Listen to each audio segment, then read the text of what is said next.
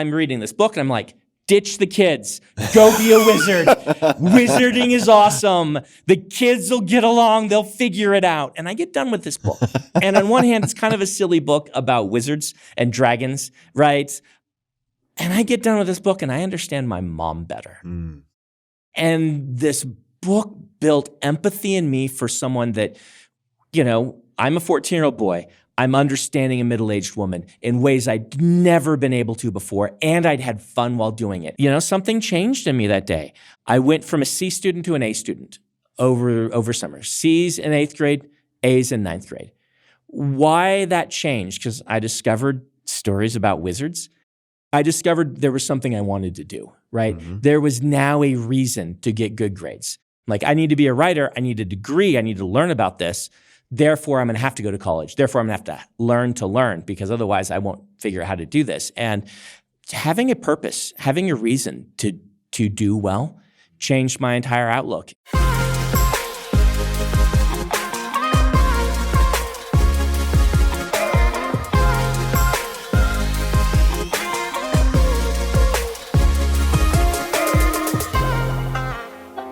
So, Brandon, just when we were doing sound check. Yes. What did you do? So when I was in kindergarten, I was taught the States song, mm-hmm. right?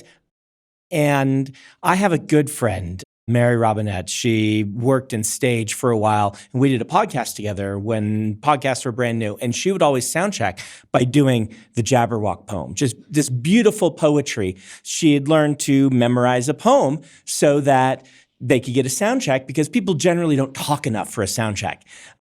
And so then they come to me and I'd be like, I'm talking. You know, you've seen it. The stuff that people do. And they're like, is that enough? Is that enough? They're like, still some more. And you're like, I'm talking. So I thought, I need a thing.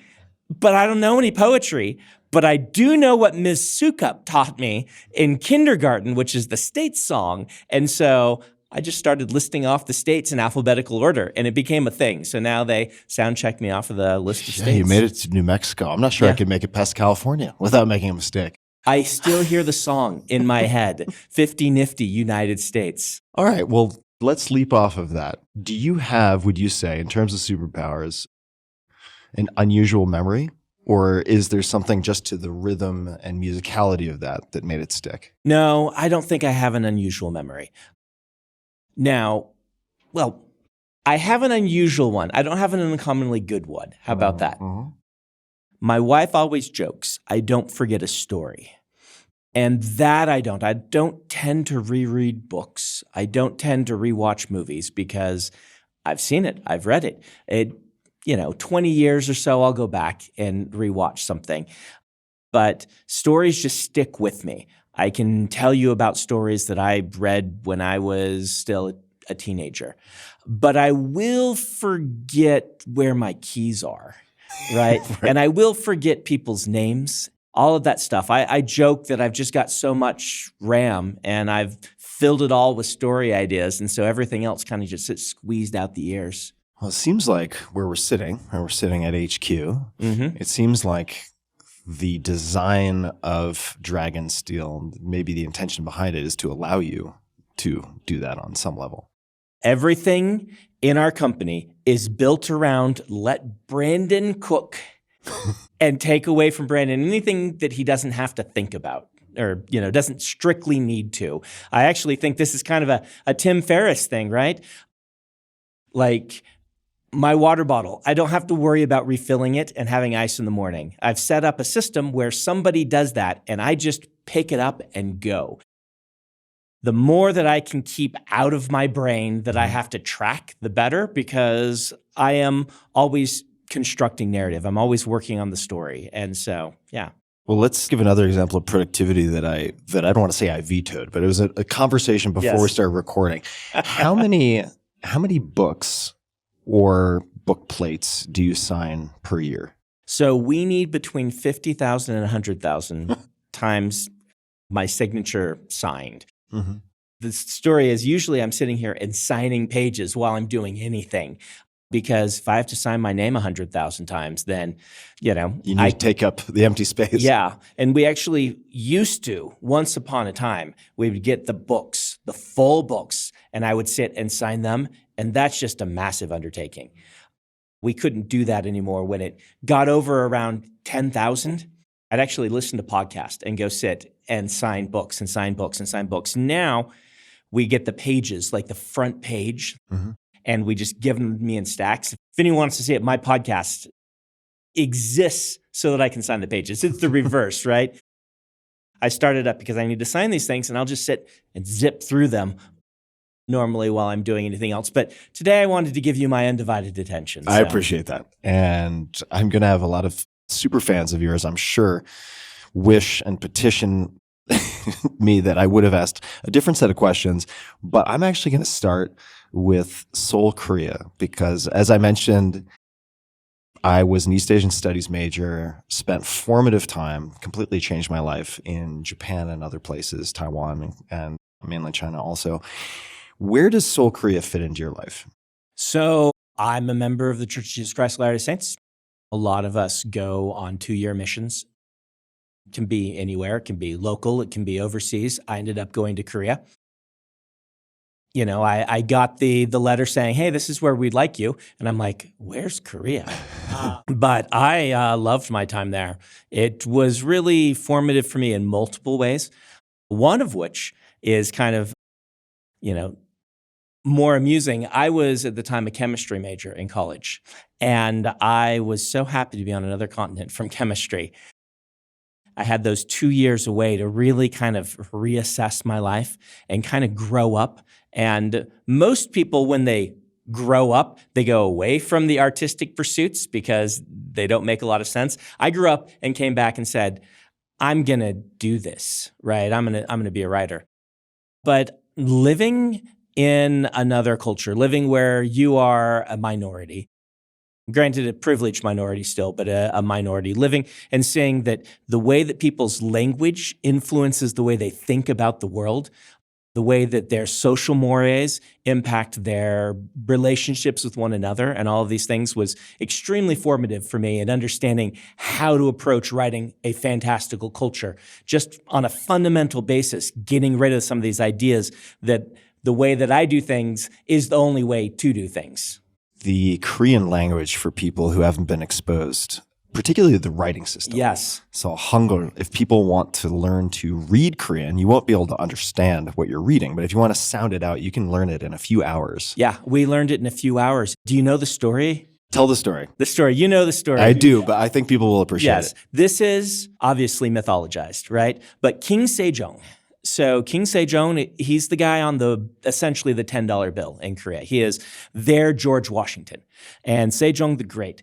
And what happens, Chinese is a really fascinating writing system, right? Because it's logographic, which means that anyone can read a Chinese character. It's more of a hieroglyph than it is, you can't sound it out. And so because anyone can read it, it transcends language. In a lot of ways. You can see the symbol for person and know it means person, whether you speak Mongolian or whether you speak Thai or whether you speak Japanese or Korean or Chinese. So it makes it a great kind of language for trade, but it also is extremely hard to learn because every concept must have essentially its own letter. And so to be fluent in reading it, you need to learn 2,000 to 3,000 letters. Yeah. And so it was a really bad system for a common people to learn how to read. And King Sejong was like, my people are illiterate. They can't learn Chinese. We must have our own writing system that you can sound out, that you sound out Korean. And he gathered his scholars, and the story is they together created this system that would have no deviations. It read like it sounded, and they designed it based on the movements of the mouth you make. And then King Sejong loved it so much, he wrote it on little leaves and then spread it out because the upper class did not want people to learn how to read. And they were very against it. They're like, oh, we don't want the commoners to read. That's for us. You know, passing the tests in Chinese was a big, it's like Latin for the high priesthood. And so Sejong wrote it on the letters, and it blew through Korea, and the people picked it up, and it was so divinely inspired that they intrinsically knew how to read Korean. And he frustrated the attempts of the nobles from keeping people to read by giving it to people written on leaves. It's so delightful. It is an amazing mythologized story. And the Korean people are very proud of this writing system for good reason. I encourage everybody to just take a few hours. I think there's even a comic book called How to Learn to Read Korean in 15 Minutes or something like that. Slight exaggeration. It's going to take you more than 15 minutes. Yeah. But in 60 minutes, you could definitely get the basics and figure it out. Definitely gives you a false sense of your own skill. When you learn it, you're like, wow, I'm reading. And they're like, all right, now the actual language, what these things mean. Good news, if you do learn some Korean, you can hop reasonably easily to Japanese and in some cases to Chinese as well. So you might have zhenghua for telephone, then dianhua in Chinese, in Mandarin, and then denhua in Japanese, right? So there's a lot of overlap. Or like if you wanted to say tansansu kudasai, like please give me sparkling water in Japanese, it'd be tansansu juseo in Korean. Mm-hmm. So anyway, if you get one, then it's a good branch off to other things. All right, I'm going to cut my linguistics nerding short. You need to create a conlang. Have you ever done it? Oh, I have actually. So you should explain what that means. But I have actually spent some time on it, and I owe you a huge debt of gratitude because I listened to probably 40 episodes of Writing Excuses. Oh, did you? When I was working on my first real attempt at fantasy world building a few years ago.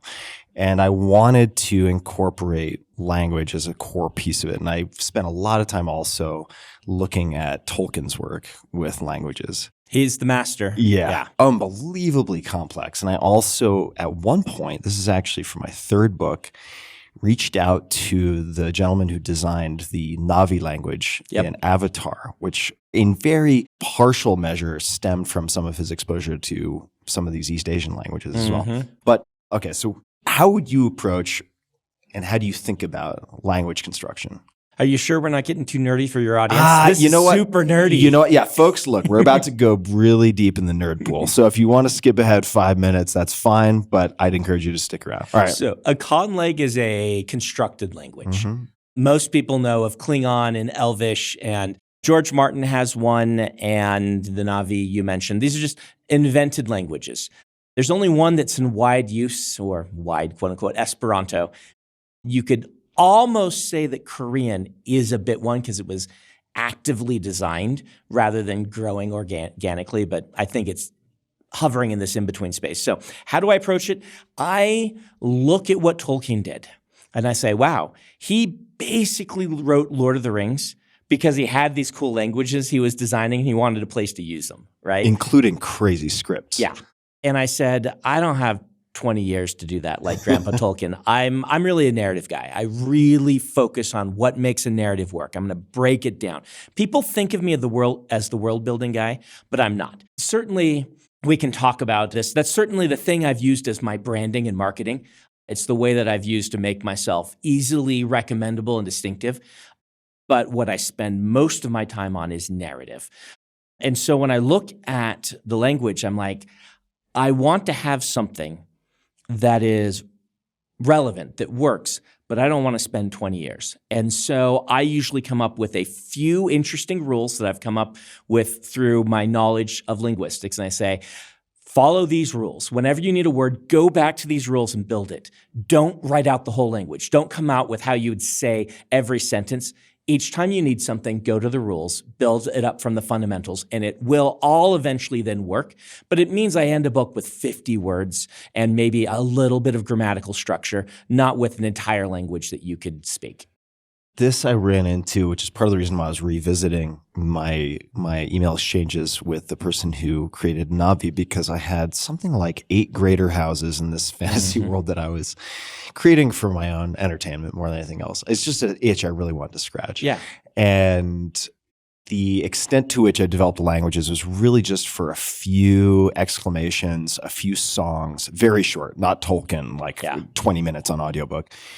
And I loved it, but I recognized how you could really trap yourself in quicksand if you tried to get too ambitious. We call it world builder's disease, which sometimes you want to give yourself. It's fun.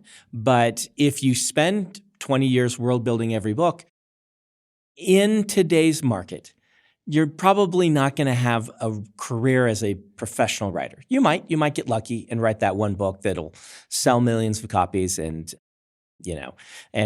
make it so you can live off of just that income. Most of us, it takes a lot more effort, and we learn to world build in service of story rather than write stories in service of world building. But everybody gets to do what they want. You scratch your itch how you want to scratch it. We're going to talk about putting in the effort, and no man's land perhaps is one way that we could put it. But I want to ask first about David Farland, if I'm pronouncing the name correctly.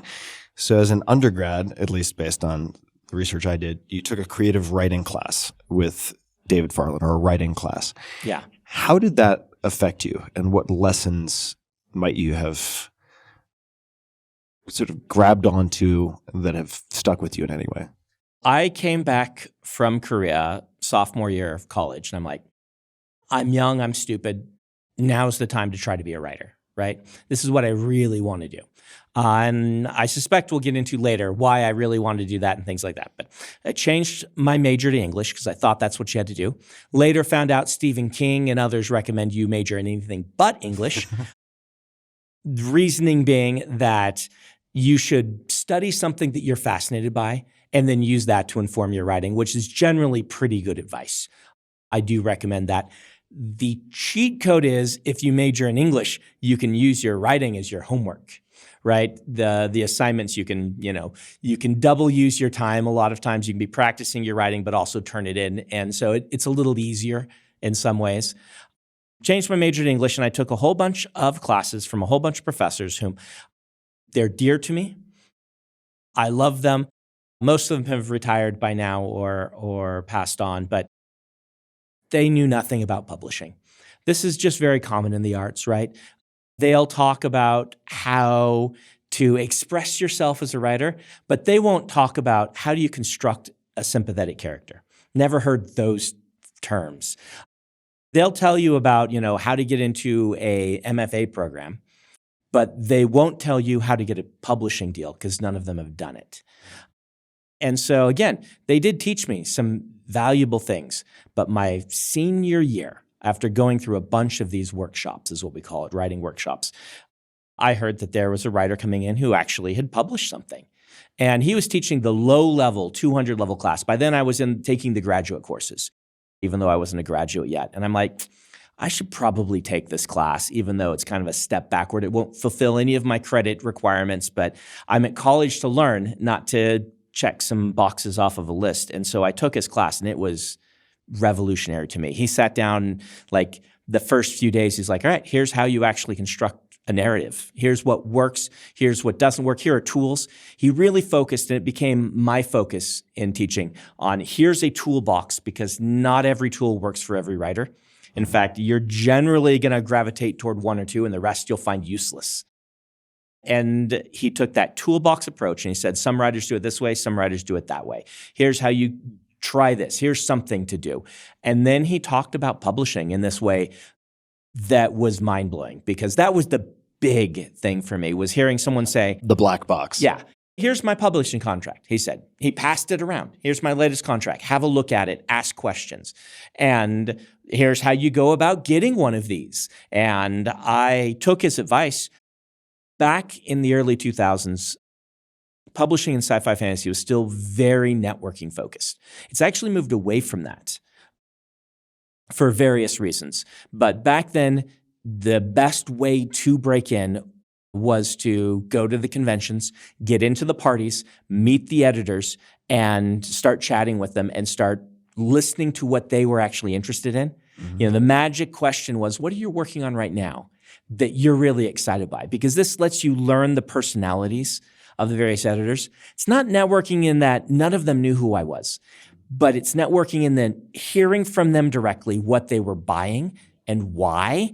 Then you could go to these, 50 editors and say, all right, these 5 really seem like they would like my work. Instead of sending to all 50, I target those 5. I met them at a party. I say, hey, I met you. Sound like, we hit it off. You mentioned that I could send you my work. Here it is.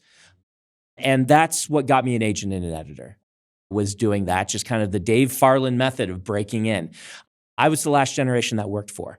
It really doesn't work anymore. Everyone jokes that in publishing, it's like no one actually wants to publish any authors. No one wants to actually do any work. So anytime someone sneaks in, they're like, oh, how did you get into publishing? Oh, really? And then they close that door so that no one else can get in. We all joke about things like that. It's not actually true. Everyone actually wants to find great authors and great work, but the industry changes quickly enough that what works for one generation, by the time they've broken in, the industry has changed. It just doesn't work. So I'm going to come back to the agent, and Yes. I'll just plant the seed. I'm going to ask how much writing you did before that happened. Okay, yeah. But before we get to that, I want to ask, are you still teaching the creative writing class at BYU? Okay, I am. Brigham Young University. Mm-hmm. What is the first class? First class. So first class is some things I just told you. I get up and I say to them, actually the very first thing is I say to them, during this class, we're going to pretend you want to be a professional writer earning a full-time living from your writing in the next 10 years. That we're going to pretend, because most of you, that's probably not why they're there, right? Most of them, they're just curious. They may have a book in them.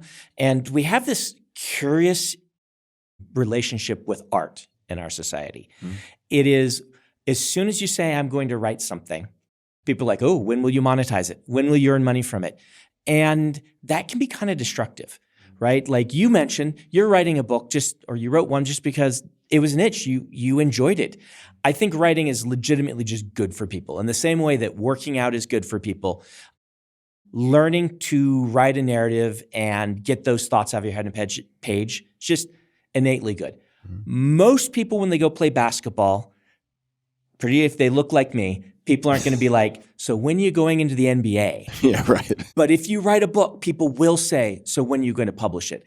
And I say to the students, it's okay if that's not your goal. If you want to write just for you, if you want to be on the I spend 20 years and then produce one book route, totally fine. However, I want you to know everything you would need to shoot for the highest level, which is earning a full-time living as a writer, and everything else falls underneath that. So during the class, we pretend that that's your goal. Once you walk out of it, you can make your own goals, whatever they are. But while we're there, we pretend that. And then the second thing I say is, you're going to have to learn when to ignore me. And that is really hard to do because I'm an authority. I'm up there.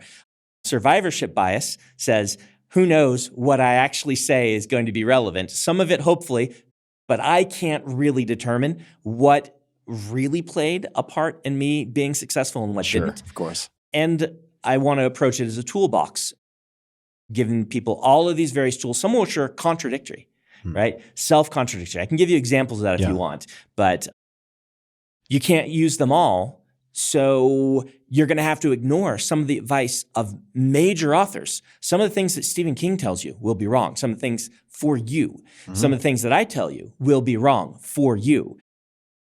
You have to find your own way. And so I kind of start off with, I'm going to pretend you want to be a professional writer, and then follow it up with, but learn when to ignore me.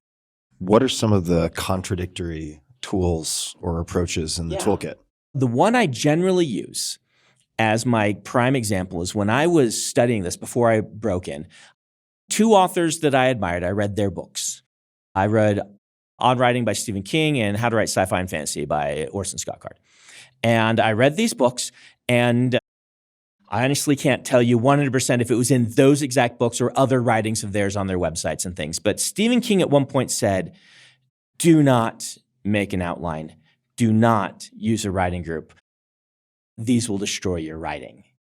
And Scott Card is like, I need an outline. It is fundamentally vital for me in order to build my book. Now, Stephen King is what we generally call, these are George R. R. Martin's terms. He's wonderful the way he speaks about fiction. If you're really interested, anything George says is golden. He calls them gardeners. Stephen King is a gardener. For Stephen King, exploring and discovering his story is the thing that makes him excited. He wants to take a seed. He'll often say, I take two really interesting characters and I put them in conflict and have something go wrong, and I see where the story goes, and I just write. And he says that if he has an outline, he feels like he's already done that process in the outline. So when he sits down to write the book, he has no motivation. He's not exploring and discovering anymore. The other group we call architects. Architects like to build a structure and then kind of go and take this little piece and then polish that little piece and see where it goes, and then take the next piece that they've already built as part of their structure and build a story around that. And most people are somewhere in between these two extremes, but those were two extremes where I realized I can't do both of these. I can't both not have an outline and have an outline. I can have a hybrid approach, but if you try to take both of their advice equally weighted, then you're going to get nowhere. You can try both methods in different ways. You can try some hybrids, but a lot of things you'll learn in writing, you kind of have to choose one or the other and try it out and see how it works for you. What are some of the assignments that have most resonated with students, or you think best served them, even though they might not recognize it? What I generally do is I follow a focus on habits approach.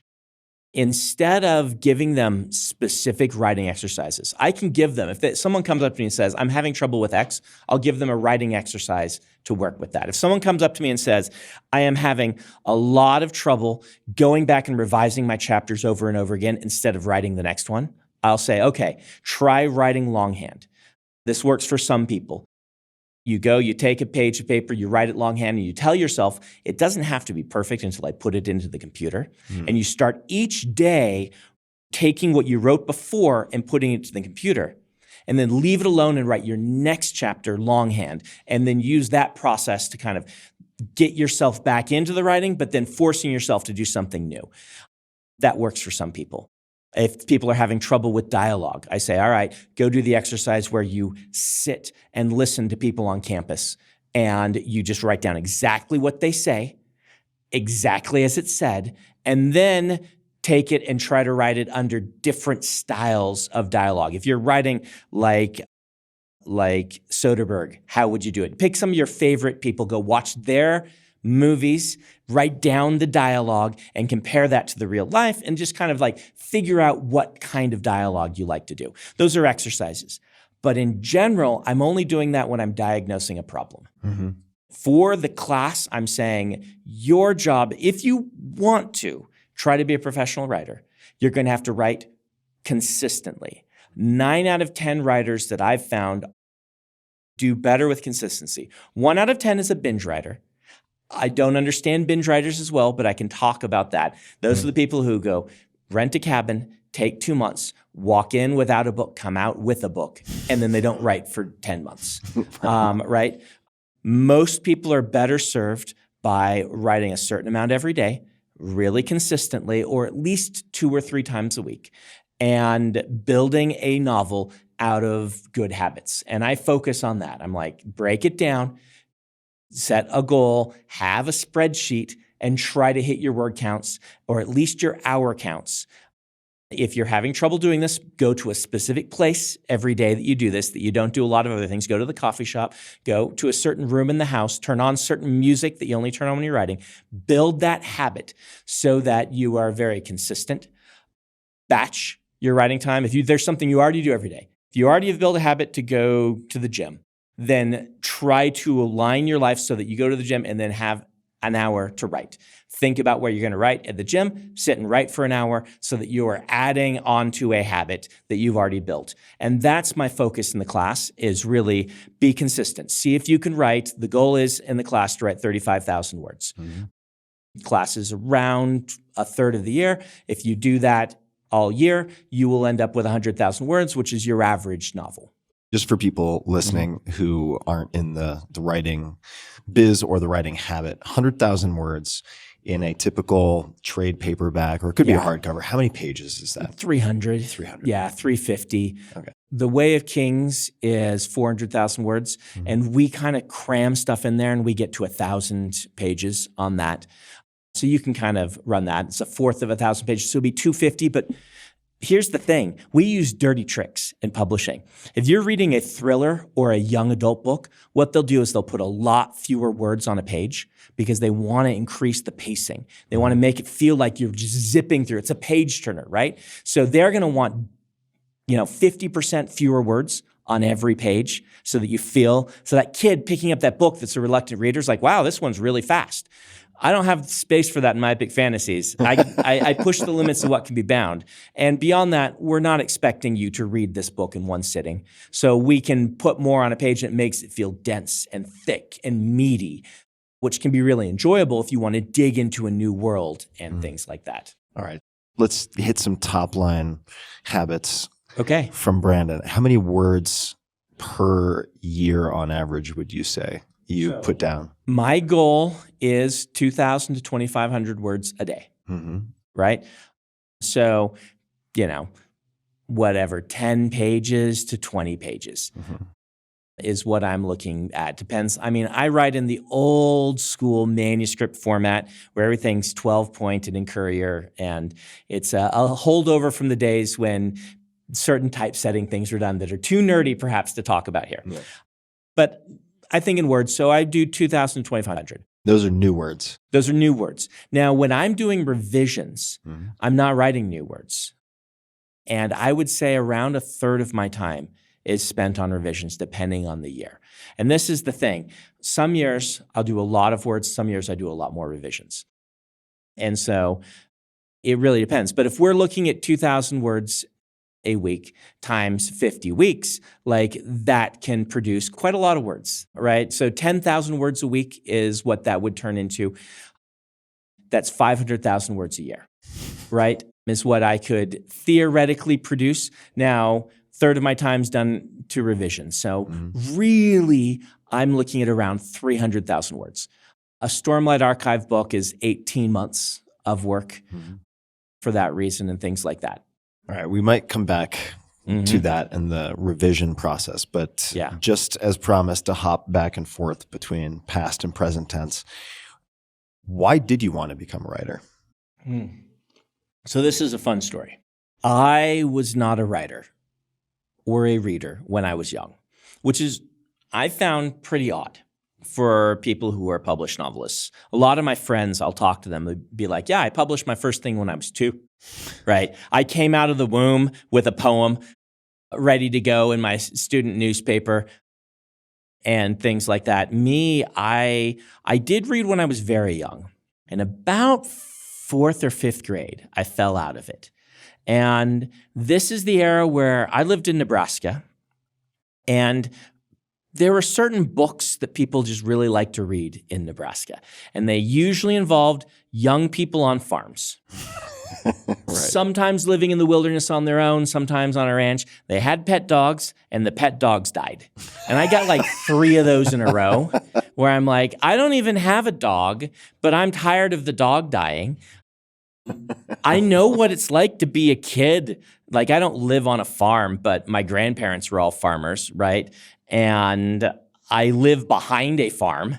Yeah. I was in Lincoln. It's mostly urban, but mostly urban in that Midwest way where you're in the capital city in a brand new kind of high cost development, but there's a cornfield in your backyard. That's just Nebraska, right? That's just how we roll. And so I knew all of that. I was not interested in it. And so I fell out of reading. 8th grade rolls around. I have a teacher, Ms. Reader. She doesn't remember me. Ms. Reader. Ms. Reader. How appropriate. Yep, Ms. Reader. She wanted to be a professor at UC Irvine. So if anyone had a Professor Reader at UC Irvine, this was the same person. But Ms. Reader, she was my 8th grade English teacher. And I probably shouldn't admit this, but I cheated on a book report with her. If you're a smart kid, you realize that the back of the book, even before the internet, basically tells you the entire plot. And then you can read the last chapter and you'll know the whole plot of the book. So it's like book report, write a summary and why you liked it. And I read the back of the book, the last chapter, and turned it in. And I made some mistakes. And she picked me out. She sat me down, and she was actually very good. She's like, something's not clicking with you with books. And I'm like, no, they really aren't. And she's like, so for your next book report, I just want you to read one of these books on my rack here. These are my favorite books that I have for kids to read. I just want you to actually read it, and you can talk to me about it. And I'm like, I don't like books. She's like, well, just try something different. So I went to the rack, and I always joke, it's like, you can tell the paperbacks have been read by 100 students, right? They got spaghetti stains on them and things like that. It's just, and I leafed through, and I arrived on this book called Dragonsteel by Barbara Hamley.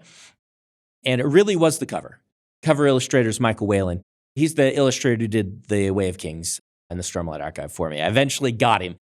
He just retired. He did, the last cover was the 5th book of the Stormlight Archive, and he's retired. But he's done that before, so he might be back.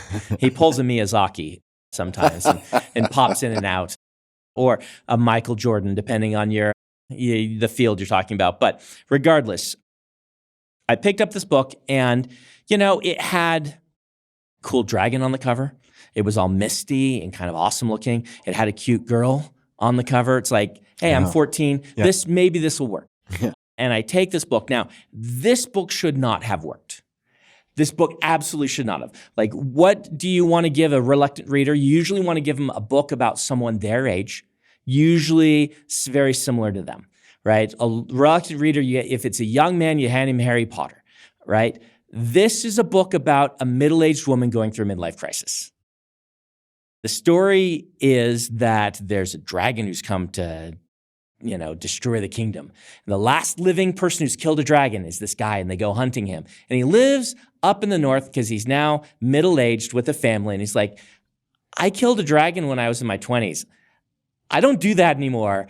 I'm an old dude now. And they're like, you're the only one who's ever done it. And so he goes to his wife, and he's like, I guess I got to go kill this dragon. We got to figure out how to do this. And it's told from her perspective as they go down and try to figure out how to kill a dragon as middle-aged people and be smart about it rather than charging it with a sword. And her story is she has been told by her teacher she could be the greatest wizard ever. She's got a raw natural talent, but she has divided her time between studying and having a family. And her teacher's like, you really should give up that family stuff. Just really focus on your magic. But, this is her crisis. And through going down, she kind of learns about the dragon magic, and she starts to get really into that. And not to give spoilers, but there's an opportunity for her to just go and become what she'd always dreamed.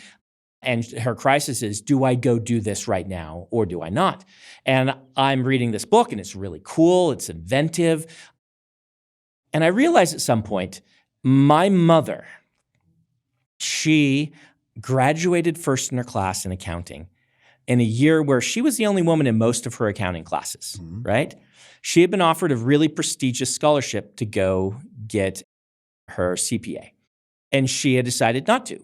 She decided that she wanted to be home with young kids when she had young kids, which I do not think is a decision anyone should make for you, but it's a decision she made for herself. She later, after having kids, went on and had a really great career as an accountant, but she gave up some really important things that, as I'm reading this book, I had always heard these stories.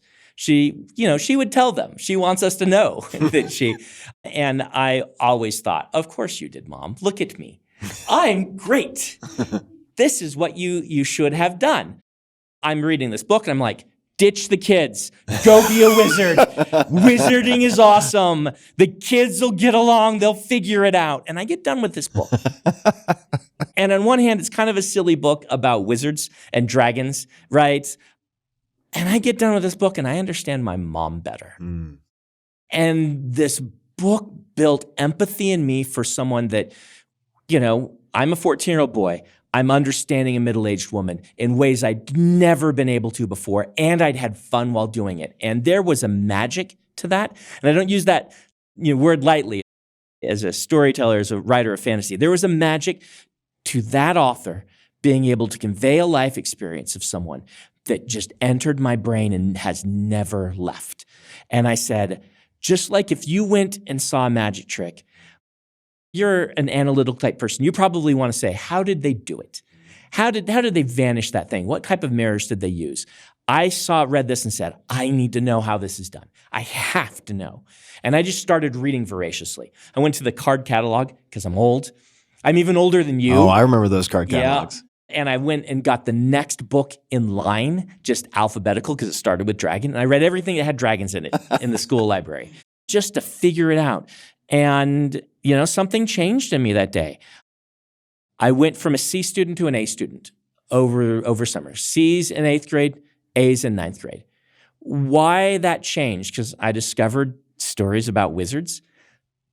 I discovered there was something I wanted to do, right? There was now a reason to get good grades. I was in Nebraska, and UNL is good for some things. I later learned that it actually has a decent writing program, but I wanted a good education, and I wanted to go to BYU where my parents had gone. And I realized I probably wouldn't get into BYU because it's a private school.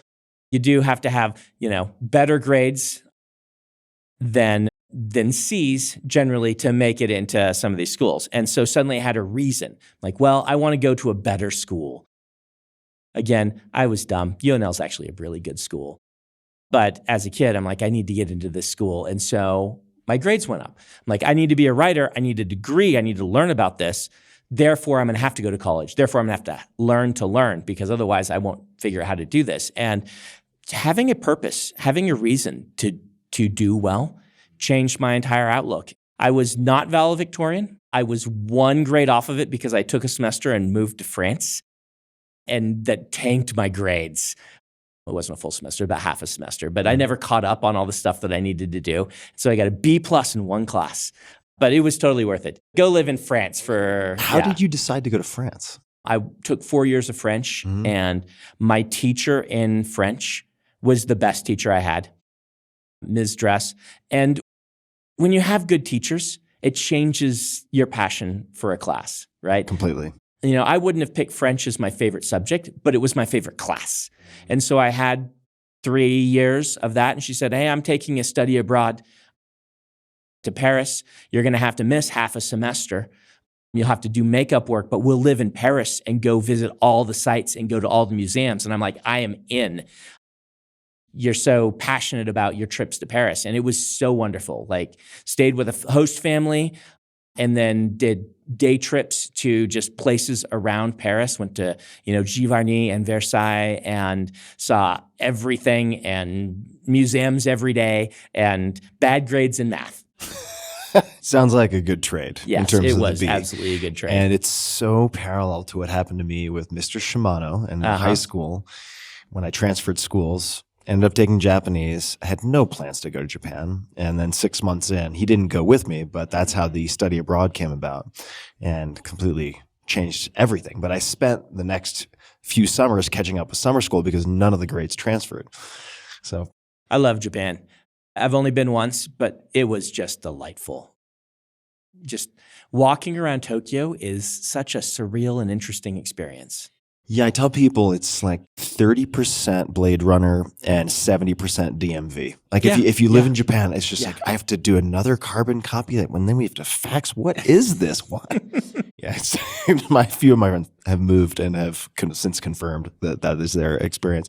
So I'm been focusing on, I'm going to come back to it, the class, because you've thought about writing very deeply, and it's basically a filtering function for ferreting out some of the key ingredients as you see them in your writing process. You mentioned narrative. Yes. And how from a positioning perspective, people think of you, and it's very helpful. It's also valid in some ways as a world builder, but that first and foremost, it's world building in service of a narrative, not the other way around. Yep. How do you teach narrative? Are there particular books? Is it like a 3-act play? Is it the hero's journey? What are we talking about? So I do 2 lectures on narrative. And generally the first day I do not talk about hero's journey or 3-act structure or any of these things. That's for the second week. Because I do my class as one giant lecture each week, followed by a workshop. Are these available anywhere? They're on YouTube. Amazing. Yeah, All right. You can watch we're doing new ones this year. So you can go watch these 2 lectures that I'm talking about. The first one, I just talk about the theory of plot. What makes someone turn a page? Why does someone start at page 1 and then end? What is a page turner? And my theory on this is it is a sense of progress. We like to see things count up as human beings. And the great plots are doing this beneath the hood. They are showing incremental, slow progress forward, sometimes backwards, sometimes a little of each, toward a goal. And the idea for plot is to identify what type of plot it is. If you're doing a mystery, then that progress is going to be in the form of information. The story starts with the characters without the information, the reader without the information, generally, and ends with them gaining the information. And so the story, the progress, is all about these little bits of information that you get through the story. And at its fundamental, this does some fun things. For instance, buddy cop movies and romances have the same sort of fundamental structure, which is it's about a relationship between two people where slowly you are finding out that they work better together than apart. Mm-hmm. And so your progress is seeing how they rub each other wrong, but then how Dave, my own teacher, talked about braiding roses, how if the thorns are pointed outward for these characters rather than pointed inward, they become a defensive bulwark for one another. What does that mean? Braided roses? Yeah, I see. So it's sort of us against the world. Us against the world. If you take two roses and you don't braid them, you stick them together, they poke each other. Mm-hmm. But if you braid them really well, then all the thorns point outward, and these two roses suddenly become stronger together than they were apart. That's a very cool imagery. Yeah. Again, stole that one from Dave. Yeah. And so the idea for a character plot is you are braiding the roses. And over time, you're seeing that those points, number one, you see how dangerous they are poking into each other. Mm-hmm. But then you see how pointed outward, these people actually work better. And the kind of the holes, the places where one doesn't have a thorn and can get hit, another one's thorn protects and things like that. And over the course of the story, you see that rose get braided to the point that you are saying, you guys are so much better together than apart. You need to be together. And then when they, either hook up or become partners, again, same story structure, then you stand up and you cheer. So the idea is it is promise. You promise at the start. In a romance novel, you show two people apart. You show what their thorns are. You promise just by featuring them that they're going to get together. Buddy cop movie, here's this cop. He's a loner. He works alone, but he has, there's a problem. There's something that's hurting. And here's this other cop. He's going to retire soon, but, he's missing something in his life. And then you slowly, that's your promise. Your progress is showing them work well together. And then your payoff is the moment at the end where all that work you've put into it comes to fruition as, they hook up, or in certain stories, they don't, right? It can be either way, but promise, progress, payoff. That is what makes people love stories and read through on a kind of macro scale. Mm-hmm. Getting through an individual chapter is something different. But on a macro scale, that is plot. And that is, I talk about on the first day, this idea of how to do that, how to have twists that are actually fulfilling promises. And that one's fun. Like the best twists don't just surprise the reader. A complication should surprise the reader, but a twist should be surprising yet inevitable. And if you do it right, people are wanting that twist before they realize it happens, and then it does. And that is day one. Then day two is I'm like, all right, here are some structures that people have used. Here's your toolbox. Some people use the hero's journey. Here's what the hero's journey is in brief. Here is what it's good for. Here are some things to watch out for, because the hero's journey can steer you wrong sometimes. Here's 3-act format. Here's what it's good at. Here's maybe some foibles of 3-act format. Here's Robert Jordan's method, which he called points on the map. Here's how a lot of screwball comedy is written. It's called yes, but, no, and. All of these different tools I try to talk about and say, and there's a ton more. There's 9-point story structure, there's 7-point story structure, whatever. But the idea is here's some things to try, but keep in mind promise, progress, payoff. And I feel like that gives sort of an overview of how to build narrative. In addition to your classes, of course, and we'll link to those in the show notes, are there any books or resources that you encourage people to read to get a better understanding of narrative or these different forms of narrative? And what came to my mind, even though it's not directed at potential novelists, is a book called Save the Cat Goes to the Movies that examines different genres within screenwriting.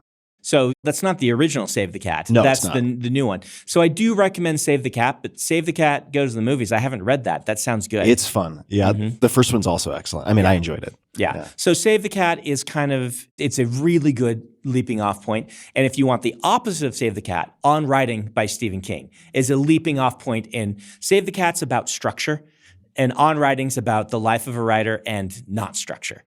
And those will give you kind of two of the kind of, different viewpoints on storytelling, and they're both very good.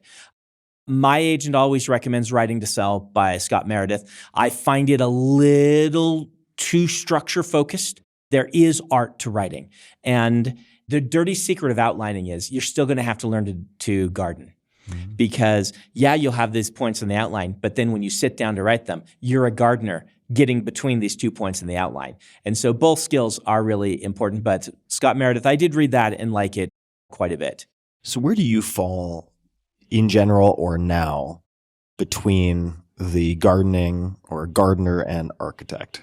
I've tried all the tools. I have a middle grade series called Alcatraz versus the Evil Librarians, which are pure gardened. I actually use a method a little like, you know the old show, Whose Line Is It Anyway? Sure. I pull a bunch of ideas, I brainstorm a bunch of random ideas, and then I say, I've got to use all of these. Go. And I write a story without an outline. That's to practice the tool. And I generally fall these days on a 75% outline sort of thing. I do a lot of building on my plot, and I do a lot of building on my setting. And then I write my way into characters. I feel like that one of the big dangers of outlining too much is characters that feel wooden or cardboard because they're there merely to get you between point A and point B, and then, from point B to point C on your outline. And if you have characters that your early readers are like, these feel a little wooden, it might be because instead of going according to the character's motivations, you're just going according to the outline. And I find that if I let myself write my way into character and then rebuild my outline. Now, writing your way into character, by that you mean you're creating the setting, the environment. And the plot. And the plot. But then I rewrite the plot once I know the character. So here's my process. I start usually with a couple of really good ideas, right? I usually want to have multiple interesting ideas for my setting, at least one hook for each character. Could you give an example of the starting point? Yeah. So I'll build it from one of my books, Mistborn, right? So Mistborn had a series of ideas. The first idea came, I was reading Harry Potter back in the Harry Potter boom. And I thought, man, these Dark Lords never get a break, right? Lord of the Rings, Harry Potter, Wheel of Time, there's this Dark Lord. And what happens is like some furry-footed British kid throws their ring in a hole, and their entire empire collapses. Or, there's a kid you're going to kill and the power of a mother's love protects him. How can you plan for the power of a mother's love when you're a Dark Lord? That's just a complete oddball. And I think they never get a break. What if the Dark Lord won? What if Frodo got to the end of Lord of the Rings with the ring and Sauron was there? He's like, my ring. You know how long I've been looking for that? Thank you so much that must have been a hard journey bringing that all the way here. Thank you. And then killed him and took over the world, right? That's like, what if? And I thought, that's a downer of a book. I don't know that I want to write a book about the traditional hero's journey that ends with the Dark Lord winning, but it went in the back of the head, right? And then I have a deep and abiding love of the heist genre. Sneakers is one of my favorite films of all time, oldie but goodie. The Sting, all the way up to kind of, the Ocean's 11s and the Italian Job, both the old one and the new one, just the Inception. You do a good heist, you can get me.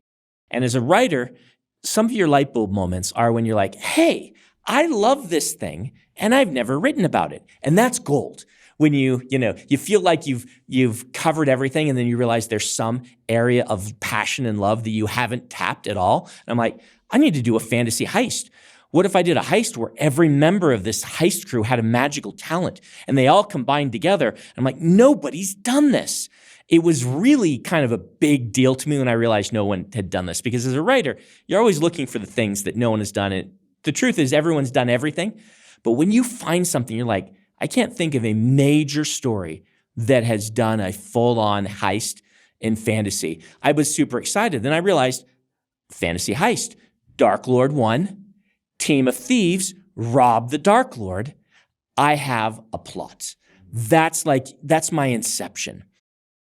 Meanwhile, I want a good idea for each character. And so Mistborn's about 2 characters. One is about Kelsier, who is my concept for him for myself was the gentleman thief who'd lived his life, conning people, kind of small-time cons, but living among upper society where he liked to do, that something went horribly wrong, and he found out, he's like, I haven't been making the world a better place. I haven't been helping anyone. I've just been coasting on my charm, and has a crisis of conscience on, should I be actually using this to do something? And, what happens is his wife is killed, his heist goes wrong, and he decides he wants revenge, and he's going to do it by robbing the Dark Lord, right? That's my concept for him. My concept for Vin, who's the other main character, is this idea of a young woman who lives in this world, who has the magical talent and doesn't know it. And I'm looking for a conflict, right? For her conflict is she's managed to remain a good person, but she's lost her belief that anyone else is good. Mm-hmm. She gets betrayed in some ways that just makes her give up on kind of humanity in general. And the idea is putting them 2 together. Kelsier, who still kind of has this deep and abiding optimism. Mm-hmm. He's like, I'm going to do something good. He's learned optimism, right? He's learned I need to do something good with my life. And he's like by force. And her, who's lost it. And she becomes the apprentice to him as he recruits her into the team. And this idea of a heist where these 2 people are growing. Can I ask a question? Yeah. Not to interrupt, but did you have all of this before you put pen to paper, metaphorically speaking, to write? This much I had. In what form does that exist? So it exists for me generally I do a new document that does setting at the top, then character, then plot. And the setting will have, some of the Dark Lord 1, that's setting stuff, right? What does a world look like where the Dark Lord is one and ruled for 1,000 years?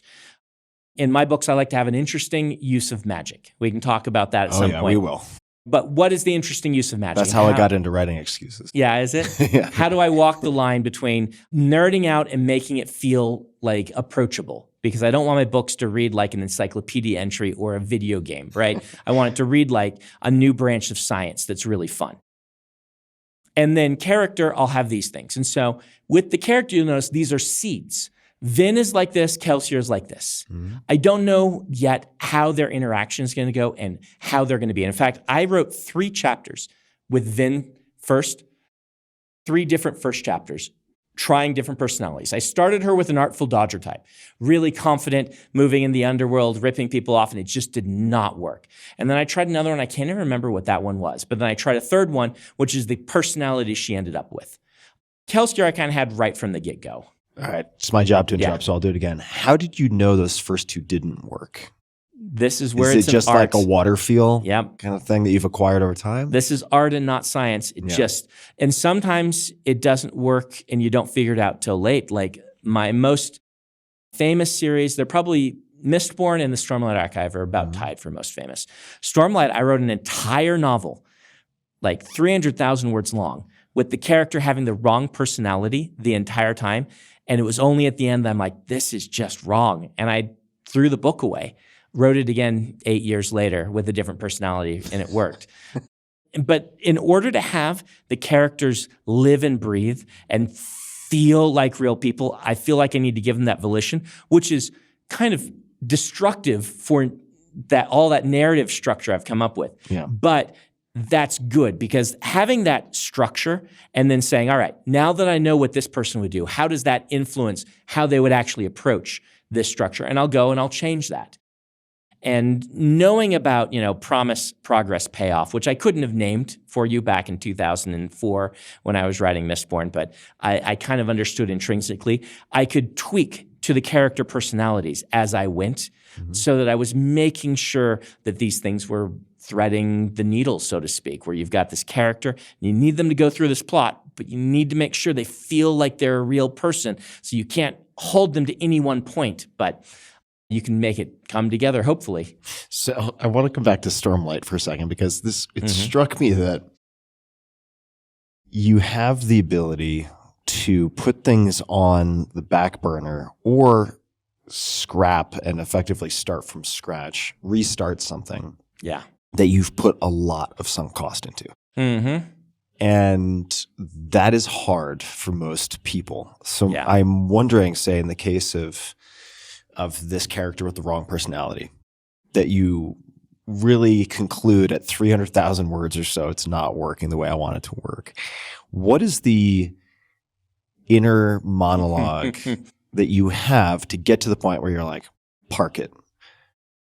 Particularly, I mean, we don't need to get maybe into this aspect of it. When you have external pressures, maybe you've applied pressure to yourself, maybe you have deadlines in mind. How do you get to that point? Like, what is your internal process for that? It's happened to me 3 major times where I've done it. And of those, only one did I ever come back to. 2 of them I parked and have laid fallow.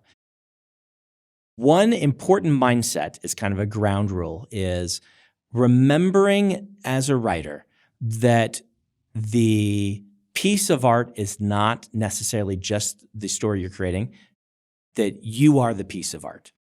The time you spend writing is improving you as a writer. And that is the most important thing. The book is almost a side product. Not really, but it almost is, to the fact that you are the art. And if you know that, it helps a lot. One of the things that pros do that amateurs have trouble with in writing is pros throw away chapters a lot, in my experience. You write it and you get done with the chapter and you're like, that just did not work. I'm going to toss that and start over the next day. Amateurs have a lot of trouble with this, in my experience. There's a lot of causes of writer's block, but one of the main ones, I'm convinced, is that you're writing the chapter wrong. You have enough instincts as a writer because you've practiced long enough to know you should throw it away, but you don't want to because you did the work, but your instincts won't let you continue doing it wrong, and you're not willing to toss it and try over. So there is that. What happens with a whole book? You get done with the whole book, and one of a couple of things happen. With 2 of the 3 of these books, I get done and I'm like, that just doesn't give me the shine, the feel of excitement that I want this book to have. There's something fundamentally wrong with it. And I'm sometimes not even sure what it is for a while. When I put aside The Way of Kings, the 2002 version, we call it Way of Kings Prime, I put it aside and said, I don't know why this went wrong. It was actually 2 things. It wasn't just having Kaladin have the wrong personality. It was that I went into this book wanting to write a giant epic while reading The Wheel of Time, which was one of my favorite book series at the time. It was before I had taken it over. This was 5 years before I would get that call. Which is a wild story. Yeah, it is a wild story.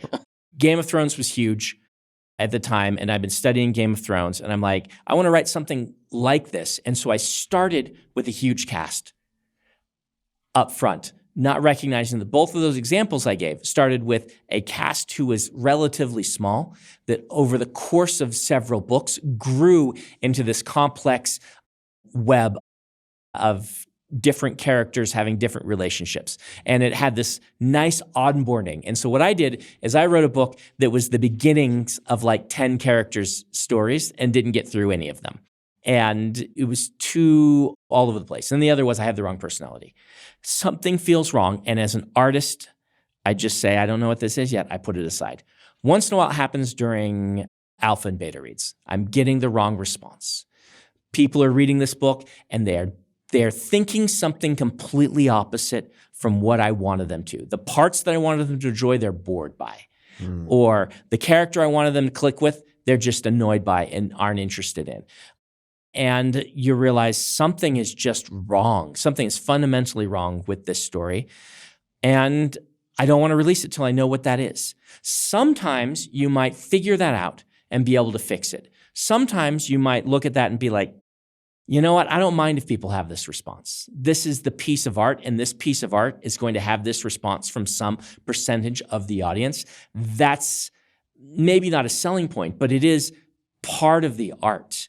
But with those 3 books, I put them aside. And with Way of Kings, I eventually figured out what it was, and I tried it again. The other 2, I haven't gotten there yet.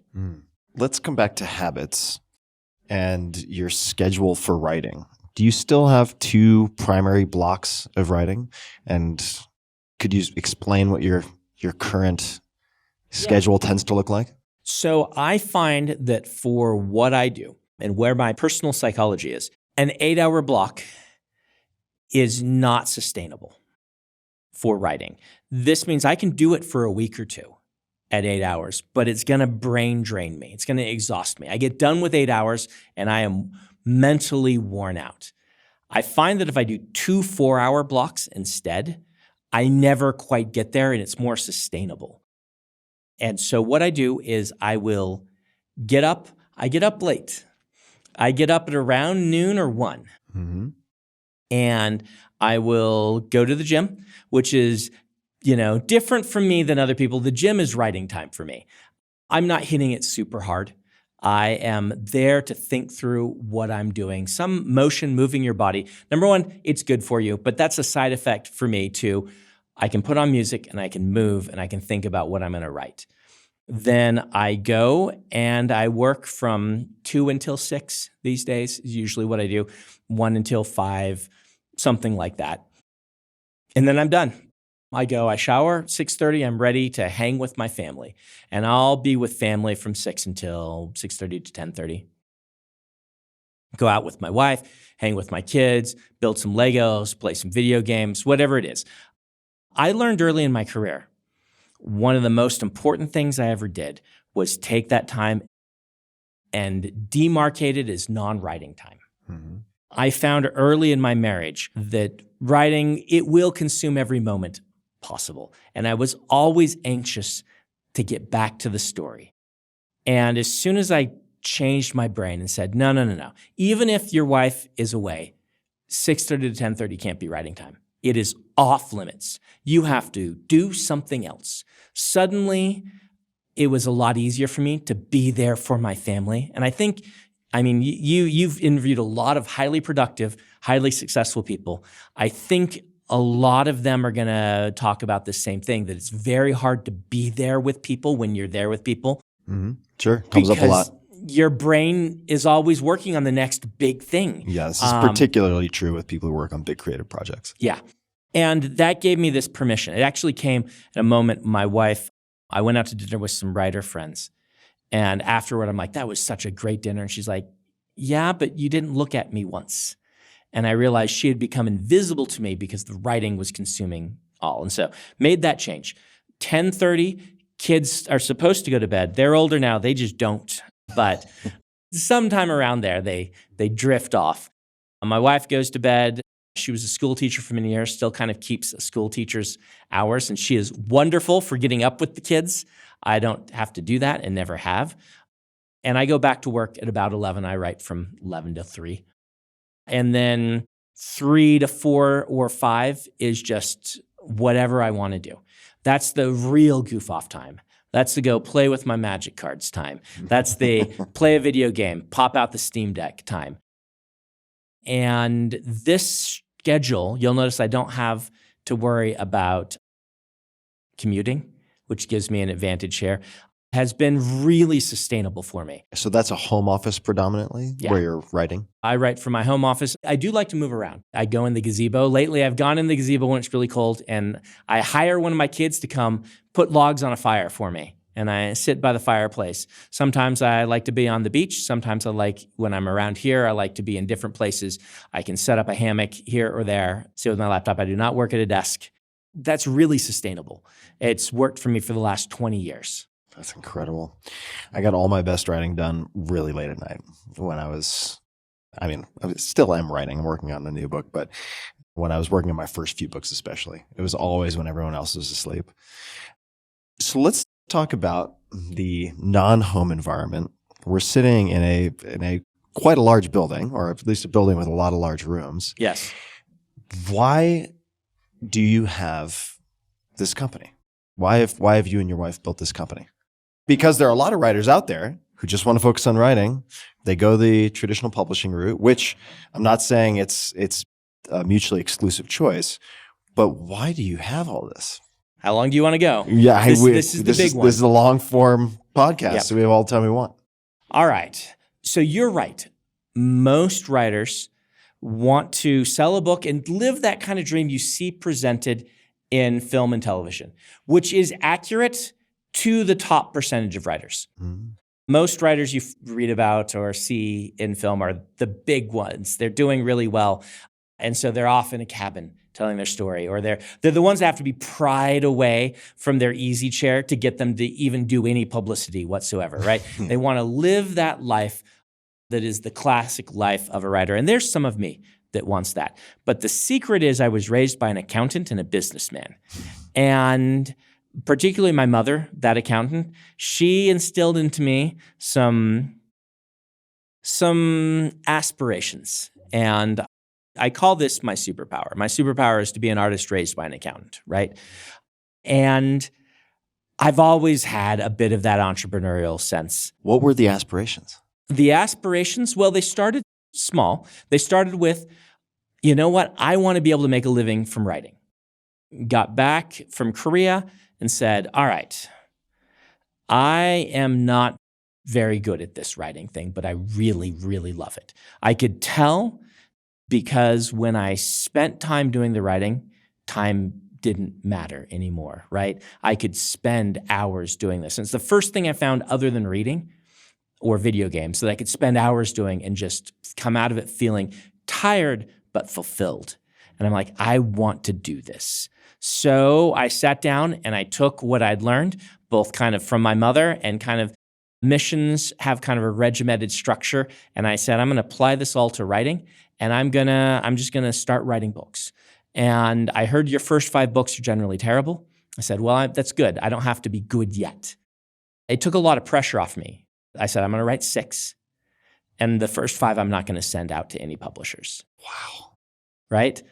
And that's bad Can't advice imagine for doing some that. people, right? Yeah, wow. You didn't even send them out. I didn't send them out. It was just weight training in the gym for your mind for the number 6. Yep. I didn't send them out. I did eventually, I shared number 5 with some people. I got involved with the local science fiction magazine as an editor. I eventually took it over because that's what I do, and I was head editor. And I eventually said, well, I do have a book, and I started sharing book 5 with people. You didn't even have test readers. I didn't have test readers. I just wrote the books. And again, this is why the advice can be bad. There's some people out there that would be bad advice for. Pat Rothfuss published his first book, and it's brilliant. Name of the Wind? Name of the Wind, yeah. That is a spectacular book. First novel. Now, he did a ton of revisions on that. He spent as much time revising that book as I spent writing mine. But for me, the good advice was, your first 5 books are terrible. Don't stress. And so weight training for my mind. I wrote 5 books. And then I sat down. This was before you had an agent? Before I had an agent. Before I had anything. Before I even knew what an agent was. Before I'd taken Dave's class. Yeah. I took Dave's class the year that I finished Elantris, which is book number 6. I had just finished that one. And so I said, all right, book 6, that's Elantris. That's the one I eventually ended up selling. Those 5 I'd written in different subgenres. I knew I liked sci-fi fantasy, but the risk of being too nerdy, my subgenres, I did an epic fantasy. I did a comedic fantasy, a Terry Pratchett style sort of thing. I did a cyberpunk. I did a space opera. And then I wrote a sequel to my epic fantasy to kind of be like, is this what I want to do? What characterizes an epic fantasy? So epic fantasy in short, follows 3 main lines of descent. One line comes from what we call portal fantasies. And your kind of line of descent of that starts in the modern era with Alice in Wonderland, goes to Narnia, and Harry Potter's one of the more example. This is kids from our world get sucked into a fantasy world and experience it. It's usually young adult focused. You can trace that all the way back to the old stories of the fairy tales. People go into the woods and then come out of the woods. They go into the fantasy world, come out, right? The second line is what we call heroic fantasy. Heroic fantasy's line kind of really starts with the Greek epics and Beowulf, but in modern terms, you would recognize Conan as the progenitor. It is heroic men fighting against the monsters of the world and taming them and, just kind of destroying them. It's heroic man versus evil wizard. A lot of the old serials were that. And in modern terms, our grimdark kind of line. You kind of look at Joe Abercrombie as kind of the modern version of that. So The Blade itself would be... The Blade itself. Fantastic book. Oh, yeah. So fun. Also one of the best voice actors I've ever heard. Joe is amazing. He's delightful. Tangent, you want my Joe Abercrombie story? Yes, please. Okay, tangent. I am flying to Spain, right? And Joe is going to meet me there because we're both doing con together. Mm-hmm. It's called Celsius. I'm actually going back this year. So I'm passing through Amsterdam. And I did a thing back then. Maybe we'll talk about it. I don't know. I signed my books in airports. I would see a book of mine in an airport bookstore. I would sign it and I would post on Twitter. Yeah. And I'd say, I signed my book. First one gets there gets to get the book, right? This was a thing of mine. My fans loved it. I don't travel that way as much anymore, and there's fewer airport bookstores. They've all died off, so I don't really do it anymore. But for a while, I did that. They named it brandalizing. Yeah. And I did this thing in the airport. I left my book. I took a picture of it in the spot, and I'm getting in the line to get on the plane, right? And I get a tweet, and it's from Joe, and he says, Sanderson, my book's next to yours, and you didn't sign it. And I tweet back, I'm like, well, it's not my book. He's like, sign my book, Sanderson, in all caps, exclamation point. And so I have to leave the line. They're calling the line, run to the bookstore, sign Joe Abercrombie's book, take a picture of it, post it and say, your book is signed by me. And then I did make my flight, but I almost missed my flight signing Joe's book. So someone out there went and bought Joe's book signed by me. How long had you known each other at that point? We had met at conventions and been on panels together, and Joe is a riot. Yeah. Like if you get a chance, if he's anywhere that you can go see him, Joe has this magic to turn any panel into an enjoyable panel, no matter who's on it with him.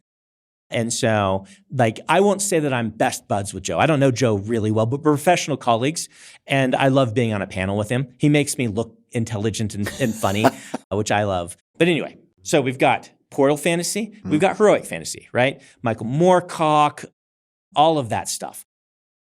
Then we have Epic Fantasy. And Epic Fantasy is termed by completely different fantasy world. The other two are generally have roots in our world. Portal, you start in our world, and Heroic tends to be kind of our world. The modern ones aren't, but you know, Conan takes place in the prehistory of our world and things like that. Epic Fantasy really starts with Tolkien. You can say that some of the heroic epics had a big part in this too, right? Gilgamesh even and stuff like that. But this idea of epic fantasy is the movement of worlds. The world is at stake. Secondary world is what we call it. It's very removed from our planet. All new rules, all new world, all new magic. And it's this idea of they're the big, thick ones. Mm-hmm. They're kind of like historical epics, but in a different world. So that's their similarity. Game of Thrones is this. Though Game of Thrones borrows a little from heroic. That's kind of his secret sauce, is he takes heroic characters and sticks them in epic fantasy plot, and then they just start getting killed off because they're living in a much more brutal version of an epic fantasy world than most of them. But epic is me and Robert Jordan and things like that. That's epic fantasy. It's just stakes of the world. Got it. And I took us off track a little bit because the question was, why are we sitting in this huge office? And then you're like, well, let's backtrack, right? Artist raised by an accountant. And then we came through and you're like, number 6. Number 6. That was go time. That was go time. Right, Elantris. At that point, my goal was only, I'm going to try to conquer this and become a professional writer. If I can earn a living doing this, I will have been successful. But then I did. Actually, it took me a few more years. I wrote 13 novels before I sold one. I sold number 6 after I'd finished number 13, which was Way of Kings Prime.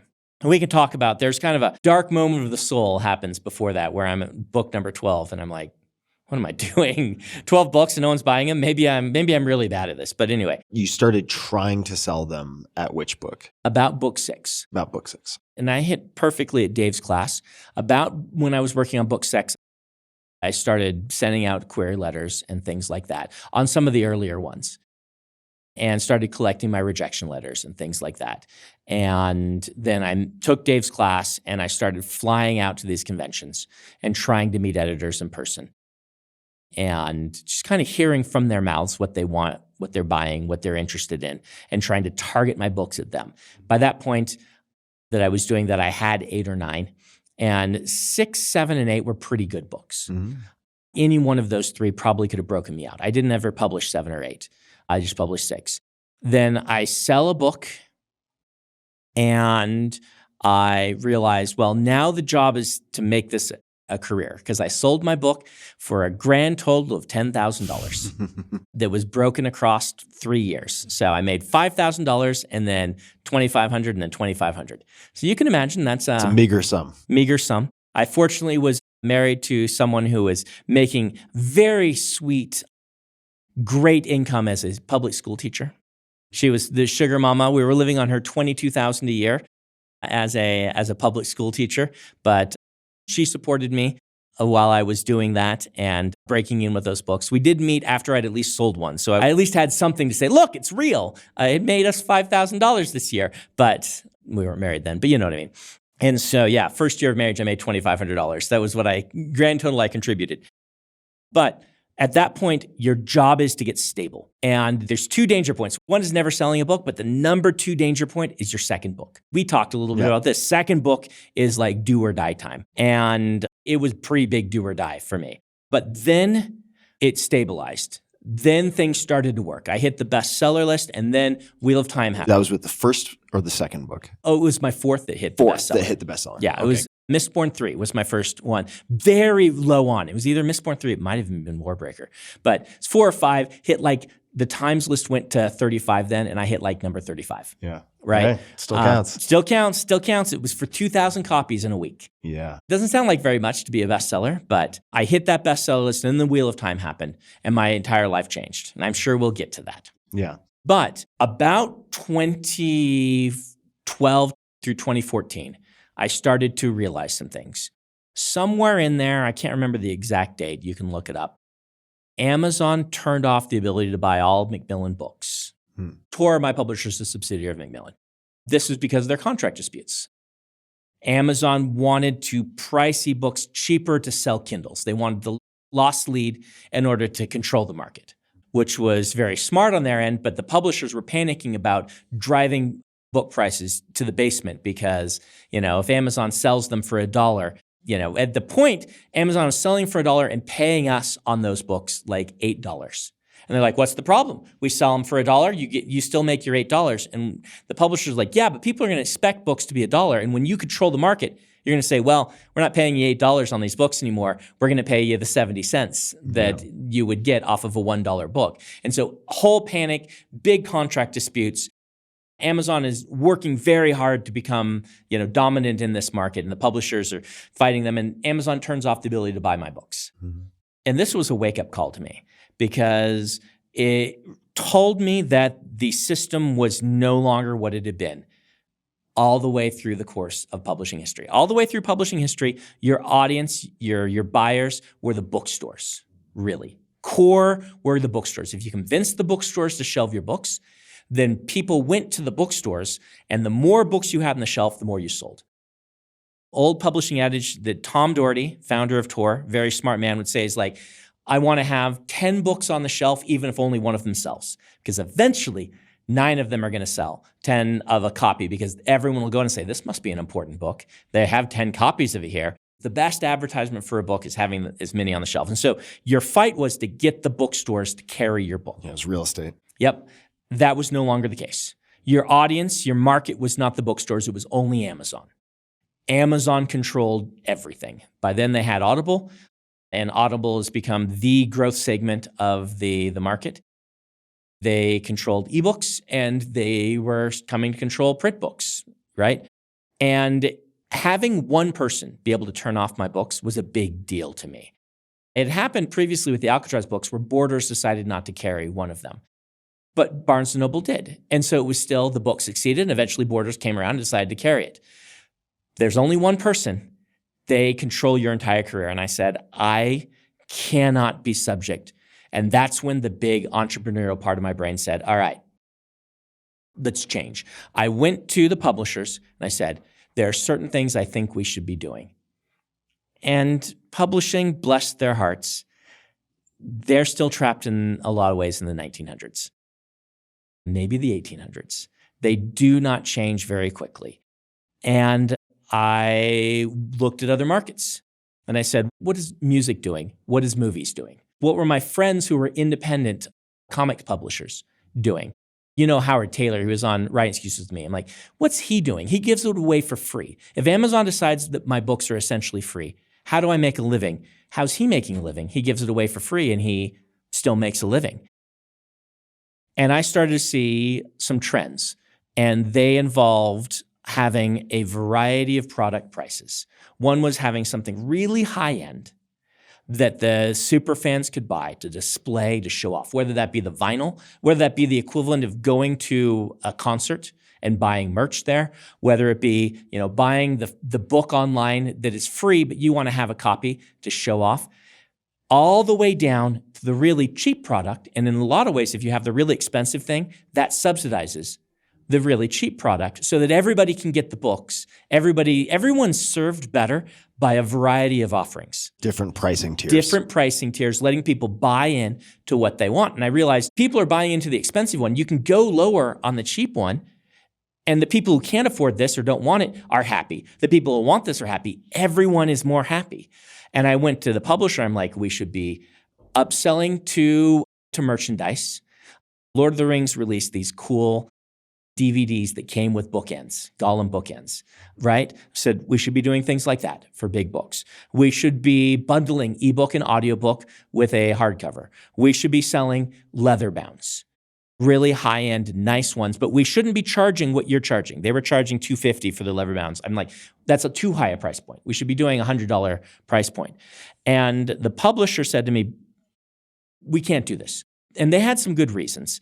I think they're not insurmountable, but their reasons were, look, the bookstores can't carry these special editions. We just can't figure out how to make them work. The bookstores can't sell merch. The bookstores can't sell the leather bounds because we can't, we printed 250 copies of the Wheel of Time leather bounds, and we had so much trouble selling them because fans didn't know where to get them. The bookstores didn't want to carry something that expensive that they weren't sure if they were going to sell. It was just all a big mess. And after a few years of this, I had numerous phone calls with the CEO of Macmillan, above even Tom Doherty, like the head dude. And I could not make any inroads. And that's when, the voice of my mother whispered, well, Brandon, I trained you better than that. Do it yourself, right? And I said, I just have to. And so I got my team together. And I said, we are going to try to Amazon-proof ourselves. That means we are going to direct sale. We are going to start building our own direct to our consumer. And I started with the leather bounds. My decision was this was something the market wanted. I kept hearing from fans they wanted them. I heard from the publisher they can't sell them. So I went to the publisher and said, can you give me those rights back? And he's like, sure. They're just free. We can't do anything with them. Maybe you can. And that's, again, to their credit, right?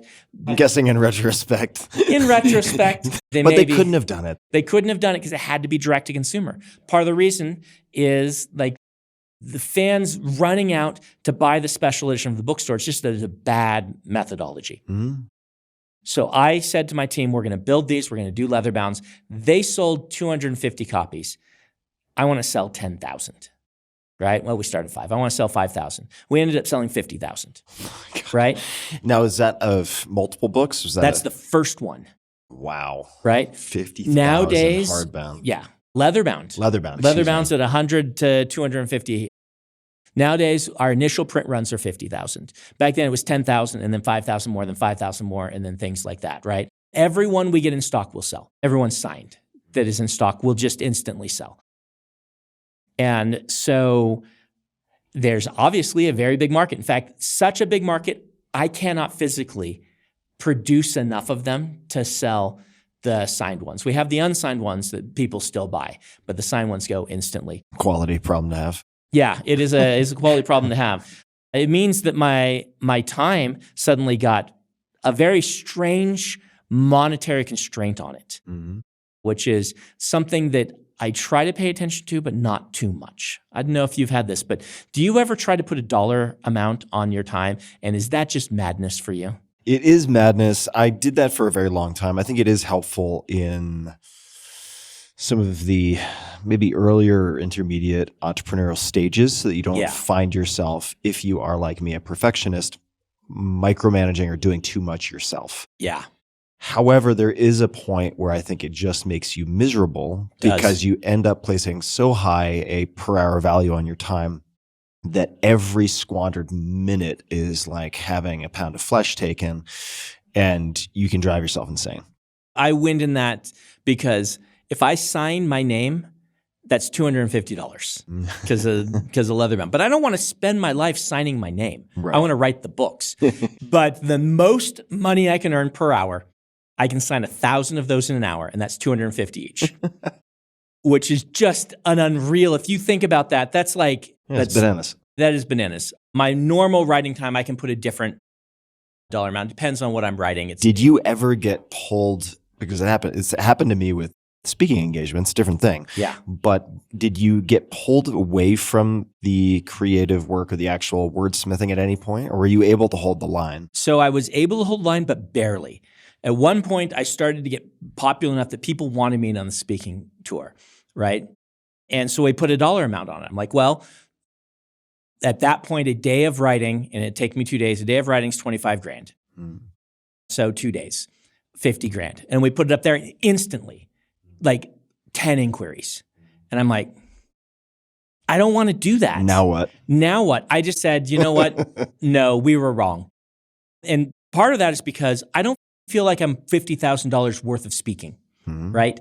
Like there are really good motivational speakers that are maybe worth that. I don't think I am. My time is worth that. They would probably disagree. They're like, whatever. We have this money set aside for a speaker. It's what speakers cost.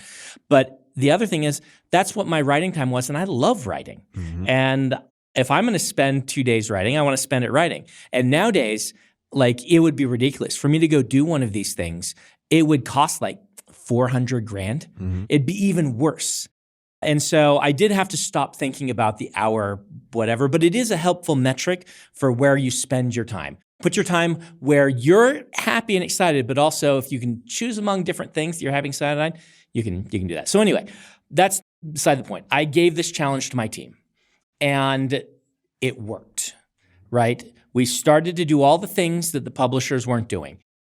And then that's when I said, all right, now we're going to actually build a team and grow. And we moved to doing crowdfunding because it's really a lot better. We did pre-orders on the initial ones. We moved to crowdfunding. My team all through the teens was maybe 10 people. Probably didn't even quite get there. Who were those people? What was the kind of org chart at the time? So me and Emily. So Emily runs the business and I run the creative, right? So she does HR, she does accounting, she does operations is what we call it, and all of that stuff. And is operations sort of the logistics of manufacturing and shipping, everything? It's manufacturing, shipping, it's HR, it's facilities. Basically, she's over that. So if you look at my org chart, Emily and I are at the top, and I am over what we call creative development, which early on was one person. All of these were one person. Creative development and publicity are kind of under me. And what did creative development do at that? That's our art team. Okay, got it. So our art team. That was art. Art. So art and then editorial and publicity were me. And then merchandising, events, and facilities were her, right? And so we started 2007, I hired my first employee. I broke out in 2005. 2007, I hire an assistant editor whose job is to do executive assistant and editorial work for me. Well, very soon, oh wait, you're actually our first. Becky's like, he was our first like full-time employee. Our first one, we hire Becky to do shipping. So actually our first employee is shipping. You're gonna love this. My second book, they have remainders. You know what remainders are. I do. You should explain for the people listening though. Boy, we're on a tangent to a tangent. I love this. I'm impressed with your ability to reel it in though. Like, what you haven't done, which happens to me all the time, is someone will say, "What were we talking about? What was your question again?" You're very good at doing reminding the me. Yeah. You've been reminding me. So publishing, like Tom Doherty said, he wants 10 books on the shelf, and you really want to sell 7 of those, 7 to 8. If you sell every one, that means you didn't put enough on the shelf. Someone walked into that store and couldn't buy a book, right? If you sell 2, you actually printed way too many. Tom would still want them for publicity reasons, but industry kind of common sense says you want to have remainders somewhere around. Remainders are left over at the end of a print run. You want to have around 20%.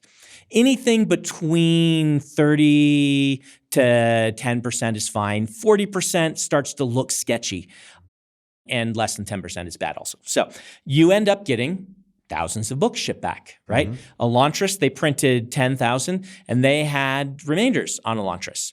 or not Elantris, Mistborn. Elantris, they didn't have remainders. They didn't print enough of them. Mistborn, they did. They actually overprinted a little bit. So they had too many remainders. They said, Brandon, you can have these. And it's $1 a piece. I'm like, entrepreneur, what does my mom say? You buy those books at $1 and you sign them and you sell them at cover price.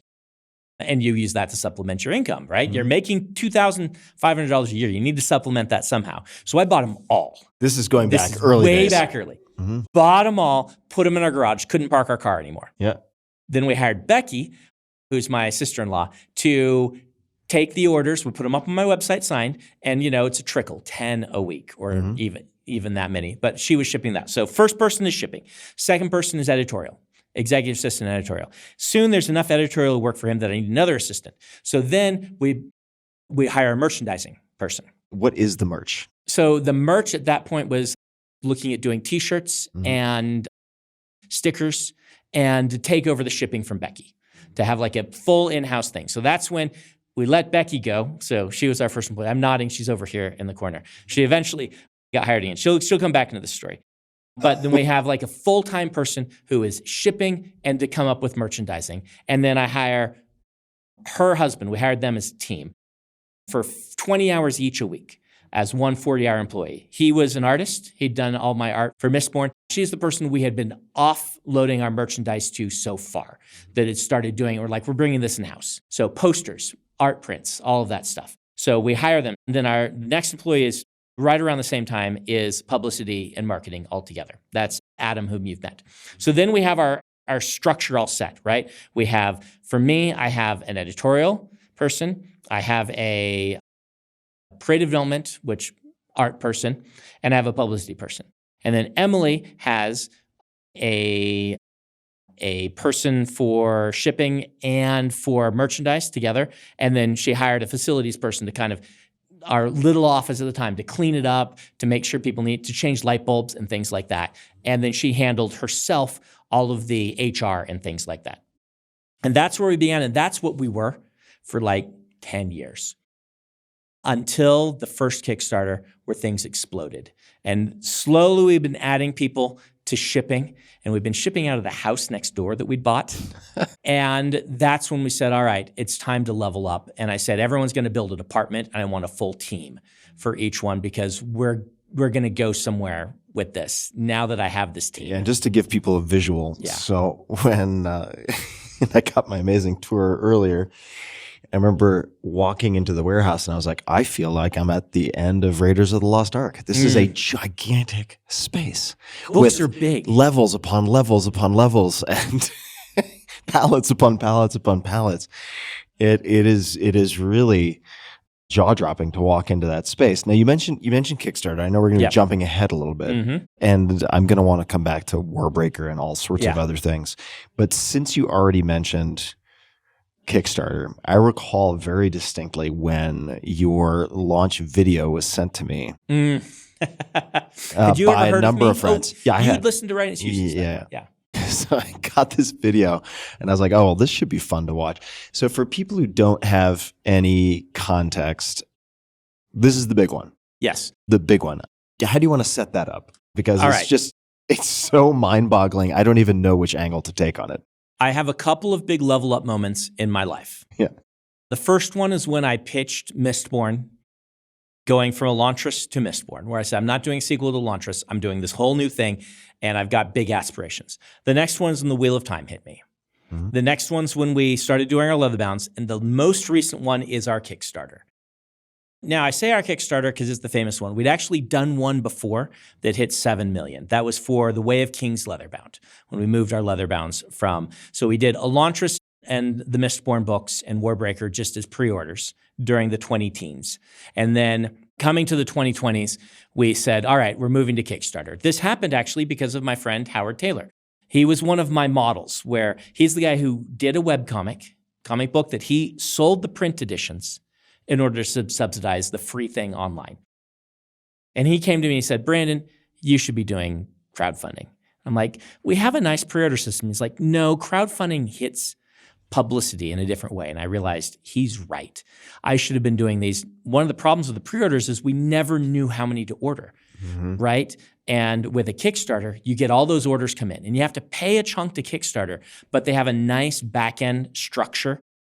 And we investigated that. And Kara, my person who's in charge of fulfillment, is like, this would be so much easier than what we're doing because you can mail merge all these things and they keep all of this track of all of the stuff with the shipping and the prices. And it just makes it so much easier. And then there's the publicity side where you can start adding all of these add-ons and things. And so we tried one out with The Way of Kings Leatherbound. It was successful, $7 million, which is pretty good. And then COVID hit. Okay, so before we get to COVID hits, now before we get to that, what did you guys learn? What were the key lessons learned with that first prototype run? Let's just say. First prototype run. So there's a couple things. Number one, there's a whole lot of organization that goes into shipping out 50,000 books at once instead of 50,000 books across 10 years. Yeah. Right? Because a lot of folks who do Kickstarter, if they're successful, get the hug of death. Exactly. And they implode. Yep, they implode because managing and shipping and keeping everyone happy. When you do what we were doing, where we're sending out a few thousand, every month or things like that, people get their books in a timely way. In a Kickstarter, suddenly you have to figure out how to send 50,000 books and keep everyone updated on it, right? And you have to figure out how to get merchandise and books shipped together or in separate packages. That's a really big one because what we found with our books is we could drop ship the books direct from the printer, but not the merchandise, which comes in on different boats from around the world because you're printing them all in different places. And so we had to figure out how are we doing all this shipping. The logistics do kill a lot of people. And we were able to build that. So that's all behind the scenes stuff. That's a lesson. Having your logistics in place, knowing how you're going to fulfill if you are successful is a very big deal. Knowing that you can already produce these things at scale, have them arrive. Like a lot of people who do Kickstarters don't understand, like the sheer fact of these big trucks coming in can only go to certain places and they can only offload in certain ways. And some of them need a high dock and some of them will have a ramp and you have to find out like where can they deposit these things. If you don't have a warehouse with a high dock, you better then know that the trucks are coming in with a ramp and a pallet jack. Otherwise, they're going to arrive and be like, all right, move these. And you're like, what do we do? We actually had one of those where they'd all had ramps before and then arrived without. And they're like, all right, how are you getting this out? And we had to have like a bunch of people go into the back of the book and move them off of the pallets by box. Oh my God. These are all lessons learned. So there's all these logistical things. The second thing we learned was that it was true. A crowdfunding campaign where you bring all of the might of your fan base together for one event cuts through the noise. There's a certain principle I've started calling like escape velocity of attention. Escape velocity of attention is in today's media environment, it's like people's attention have a gravitational pull to what they've already been paying attention to. And they love the things that they love and getting anything else to achieve that escape velocity, to go off and to make a splash. Any idea to not just crash and burn, to get out into the universe and draw the attention of other people is just super difficult. And most things sit on the planet and never get up into the universe where everyone can see it. They crash and burn. And it's like there's this layer keeping people's attention away from paying attention to this thing over here. And in order to make any sort of noise, to get any sort of attention outside of a very small group, you need a certain amount of attention being paid to it so that you achieve this escape velocity and you blast out. And then the rest of the planets pay attention to it, not just the one that is your little planet of attention. And it's really hard. Like launching new books for new authors today is much harder. You might notice, I've noticed, there are fewer people who break out now than used to. More authors are earning a living now than used to, but they're earning less because there are fewer breakouts. There are fewer movie stars than there used to be. There are fewer giant bands than there used to be. And this is all because our attention, there's so many things vying for it that we'd like put up this barrier and we don't want to look up. And it's very natural. And so having a Kickstarter gets that momentum behind you, starts to make noise. Executed properly. Executed properly. A lot of them flop, but bringing all of your fan base together and making a lot of noise, suddenly more people pay attention to you. And with our Way of Kings Kickstarter, it still only reached our audience, right? But even reaching your audience is really hard today. All of the social media platforms that we have learned to rely upon and use have found out that people can't pay attention to everything. They will click too many names. They will want to follow these names, but then there'll be too much spam of all these names on their feeds, and all of them use algorithms because, number one, they need to monetize somehow. And number two, people follow too many things and it overwhelms most people. So they come and they bounce off of even their social media platforms. And so in the early days of social media, if someone followed you on Facebook and you did a post, it showed up on their feed automatically. Yeah, no longer Next. the case. And that stopped in the 2010s. And so it depended on how many people liked a thing. So if you even want to reach your own audience, you have to have an escape velocity of attention. You have to break through these barriers, preventing even your fan base from seeing what's happening. I still get people who come to me like, wow, you did this big Kickstarter. I didn't even hear about this. We sold to only 10% of our audience with the big one that we're getting to, right? That's insane. That's only 10%. And that's all that effort to get to 10%. And I would say the big Kickstarter was 30 to 40% new people. So we really only reached 5% of my audience. But regardless, it taught us that. It taught me about escape velocity of attention, how to break through, get into the sky and start getting everyone's attention, maybe a little bit, or at least get high enough that your whole planet that follows you, more of them can see it. I want to give people just a bit of a carrot dangling on the end of a stick here. Yeah. And then we're going to go back to COVID hitting. With the big campaign that we keep referring to, what did that end up totaling? So it was 41 point something million official. 45 when you do all the people, like you have people that can add on extra stuff. The behind the scenes was another 4.5 or so. We ended right at 45 million. So if you go look at it right now, it's 41 point something. You have it there. What is it? 41 point? I don't have actually the points. I just have roughly 41. Roughly 41 million. And the previous highest Kickstarter had been 21. And we still have the record. So wild. Here's what's wild. It's for books. Yeah. Right? If you go look at that top 10, everything else is some cool tech innovation. Yeah. And we have it for novels. So COVID hits, right? Yep. COVID hits. I have gone through cycles in my life multiple times where I say yes to too many things and then I'm traveling too much. And 2019 was one of those years. As an author, you know this, people want you in person. And traveling is fun. I enjoy seeing the world. So you say yes to a bunch of things, and then you end up, as I did in 2019, with 3 different trips to Europe. And Europe can be kind of exhausting. 3 tours in Europe, multiple tours around here. And I calculated I've been on the road 1/3 of my days. COVID hits, and I had 2020 was set for the same thing. And all that gets canceled. No one can travel. And suddenly I have 1/3 of my time back. In the meantime, I'd started to feel dissatisfied with something in my life. When I was early in my career, I could just have a random idea. And I would shelve it until I was done with my current book. But I could have something that was really exciting to me. And when I finished my current book, I could go in and I could write that cool idea. Warbreaker that you mentioned was one of these. Just a standalone book that I wrote between the Mistborn trilogy, The Wheel of Time, and Stormlight on either side. I have this just little standalone book that was a cool idea I had. And I love that about fantasy. Some of my favorite fantasy novels are standalone books. Guy Gavriel Kay is very good at them.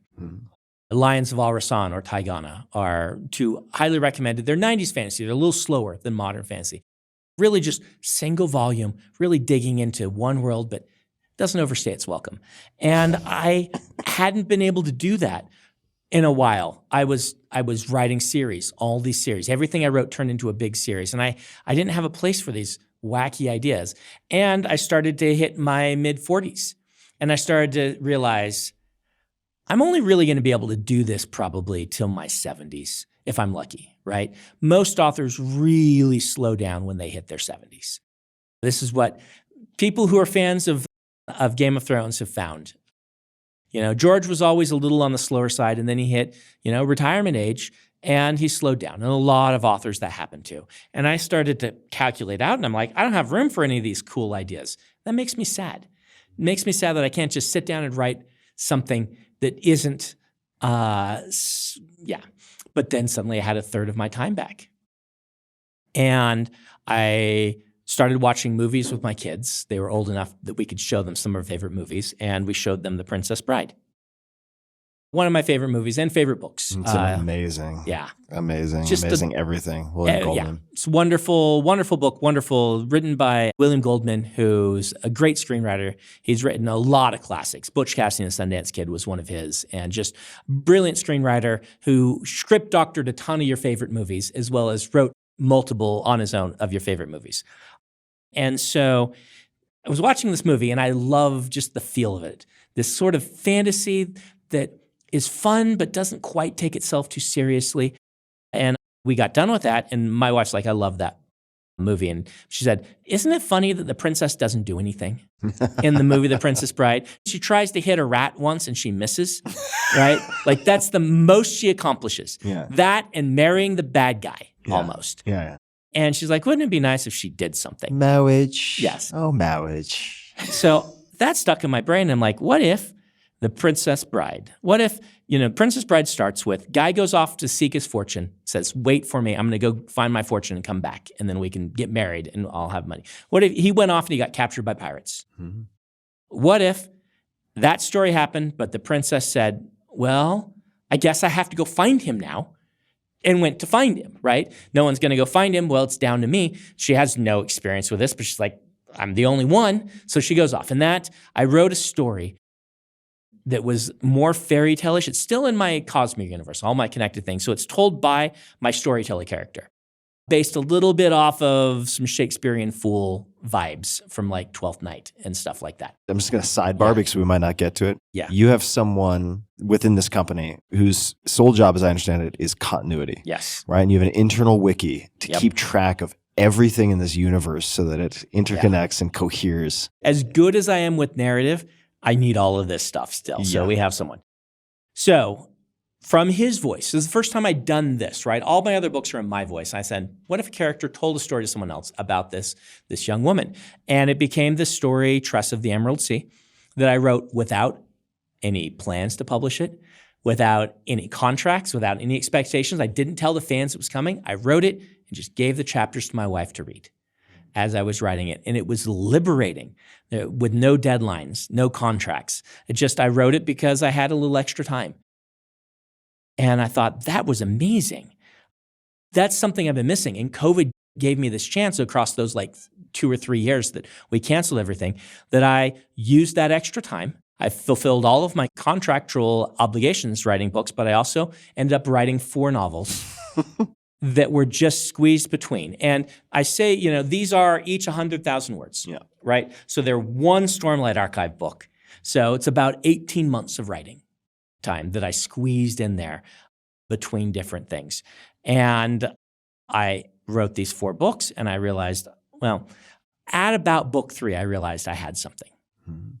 Something that I could spring on people. And COVID had been so miserable for so many people. It was delightful for me. I'm writing books, I'm watching movies with my kids, no one's asking me to go on tour anymore. And so in the midst of all this, I started to have a plan. And I started to have an idea. And I got that 4th one written, and I wrote the 4th one deliberately for the Kickstarter. I realized I wanted one that felt more like my classic novels, so that fans who like Mistborn and Stormlight would get something, because number 1 and number 3 of that were told from my storyteller voice. And then number 2 was something completely different. It's a science fiction novel unrelated to my other stuff. And so I wrote one kind of for the fans. And then I sprung them on my company and said, there's 4 books out of nowhere. Tell me what you think. And I watched their reaction to finding 4 unexpected books and the excitement that just moved through the company. And I said, all right, I've got something. I did it again with test audience. Some of my sworn to secrecy early readers. Do you use the same early readers typically? I have a pool of about 100 of them. And don't use them all for every book. We just kind of randomly decide. And I said, Brandon has an extra book. And we actually split like the 100 into groups of 25 and sent them all 4 different books. And they all talk on like Discords and things. And we sent them each a different book. And then I watched the Discord as they all realized I had written 4 books in secret. And I spun this into the video that you watched. I went to my team and I said, I want to do something. And they were a little resistant because sometimes some of these big ideas that I have, I'm the big idea person and they can be really daunting, such as we're gonna do our own leather bounds. We're gonna start doing Kickstarters. We always talk, Emily and I, my job is to look and pull people toward that star in the future. And her job is to say, remember to be practical. Remember to be practical. Can we actually accomplish this? What will it take to actually accomplish this? And I went to them and I said, I want to do a video where I pretend that I'm coming out with some big scandal and I'm retiring from writing because I've secretly, done something just horrible. Because that happens periodically. Yeah. And it maybe not be something really fun to make fun of, but you have a lot of writers like, I have to admit that I plagiarized, or I have to admit that, anyway, all those apology videos that people, and I said, I'm gonna make a fake apology video. And the reason being is everyone's going to get gotten by it and they're going to share it with their friends who'll get gotten by it. They'll just say, hey, watch this. And then you'll be like, oh no, Sanderson, what's up with him? And we'll tap into that sort of horror mentality that watch a train wreck, or a car wreck. People, want to slow down if they think Brandon's going to announce something terrible. And then I hit them instead of it being another terrible COVID thing. It was, there's 4 surprise books. You get this delightful thing in your life instead. And I knew this would go viral. I just knew it would. They were scared of it because they're like, this, sounds like you have like cancer or something. And that's not something to make fun of. And I'm like, yes, it is not. I agree. But at the same time, I knew it would work. I am a storyteller, and that's a video with a story. Sure. Right? Totally. Like, I live for the reveal. If people read my books, you will tell I live for that ending, where I've been distracting you with something and then I pull out that surprise. I love the great twist. I love the really good complication that you're not expecting. I love when a story comes together right at the end. And that video did it. And it announced a Kickstarter for 4 secret books. We did not expect to go to $41 million. We were hoping to get to around 7 to 10 like we'd done before. But that escape velocity of attention, right? Mm-hmm. It's the first time in my life where suddenly people are paying attention who are not in my circle of influence, who don't read epic fantasy. Suddenly, news stories are everywhere. Everyone's talking about it. I get interviewed by legit news media. And the closest I had ever gotten to that was the Wheel of Time way back when. And even then, no one really interviewed me. Yeah, which we'll come back to. I did appear on Colbert Report. That's a big one. Well, my face appeared. Does that count? I think that counts. So Stephen Colbert had a piece on Zeppelins, because he was in character, this is Colbert Report, yeah, about how much he hates Zeppelins or whatever. And he holds up, because USA Today had done a thing on Zeppelins, and he holds up a USA Today page. And there's my little picture, because Doofus Takes Over Wheel of Time is like the bottom story on the page below the fold, and there's this giant Zeppelin story, and he holds it up, and he points at Zeppelins, and then there's me. My face was on the Colbert Report. Oh, yeah. It's pixelated. You can barely tell. But you appeared. But I appeared. Yeah, as seen on. As seen on Stephen Colbert, Brandon Sanderson, my claim to fame. My fans all tweeted me. This is way back in 2009. It was 2007. It was right when the Wheel of Time happened. So when you look at this, this record-breaking success, this Kickstarter, were there aspects of it or packages that just outperformed all expectations, right? Yeah, it was the main tier, the buy everything tier. So we did it, again, I like to have people be able to self-select it. And so there was a relatively inexpensive ebook and audiobook bundle that you got together. And I think it was $15 each for those. And so each book in the audio ebook bundle combo was $15. $15. Yep. Which is about the price of an Audible credit, plus you get the ebook. So for $60, you got all 4 books on that. And then the high end You get all 4 books in our nice editions. They're not leather bound, but they're like a $55 price point. We sold them at $40 on this. Plus, box every month of Brandon Sanderson swag, of just magical swag. For how long? For a year. For a year. Yeah, I like the idea of subscription boxes, but I have a problem with them in that there was the big subscription box craze of the late teens. Sure. And I feel like their incentive was misplaced. They wanted to keep you going as long as they could. Because of that, they will stretch out the cool objects. They'll run out of steam. And Adam actually in our company had pitched, why don't we do a subscription box? And I'd always been hesitant because I feel like you eventually end up with too much crap you don't want. But I went to the team and I said, what if we did 8 boxes? 4 books and 8 boxes. So across a year, you get a book every quarter, and then you get 2 boxes of swag. And we just make that swag awesome. We put all of our best ideas into it. We make 8 really killer boxes, and then we're done. We don't ask people to subscribe for longer. You got your cool boxes of interesting stuff. And that just went great. And what was the price point for that? So those were $40 each, I think, also. So the idea is it's $40 a month. 4 of those months you get a book. And then 8 of those months, you get a $40 box. Got it. That has other cool stuff in it. And $40 was a high enough price point. We could make some really quality, cool things. Just under $500 for that. And that tier was, I believe, our biggest tier. If it wasn't that one, it was the tier of just all the books, those editions. Those 2 were the ones that just went gangbusters. Almost nobody bought the lower tiers. Did that surprise you? Yeah, that surprised me. But again, everyone's happy. They all get to self-select. Now, how do you explain that based on what you said earlier, which is that you only hit 5 to 10% of your audience and you had 30 to 40% newbies going for the gold? I mean, that just strikes me as so unexpected. I think part of it is, I would guess the majority of that 30 to 40% were people who had heard of me and had not tried me yet, right? I wasn't grabbing people who'd never, that didn't ever read, but it was people friends would say, hey, Brandon Sanderson, and these 4 books were all starter books. Even the 4th one, which is kind of tied into things, to be books you could just pick up and read without knowing any of my other things. And to this day, Tress of the Emerald Sea. You want to hear weird stuff? Yeah. Another tangent. I love weird stuff. Tress of the Emerald Sea. You would think I have plumbed the depths of my audience, right, doing this Kickstarter. $45 million. Shipped out 150,000 copies of that book, right, with the Kickstarter and all said and done. That is my best-selling book through an edition, but from the publisher, after Mistborn and Stormlight Archive. After the first books of those, not even the sequels, like after Mistborn 1 and Stormlight 1, Tress of the Emerald Sea, that book sells as much. It's really comparable. There are the weeks where it kind of beats them.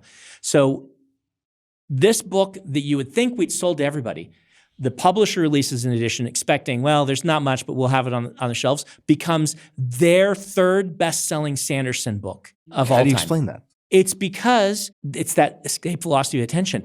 People hear about you. They want to try you out, but they don't know where to start, or there's so many things, and something cuts through. People can say, Tress is a great place to start. Book Talk really likes Tress.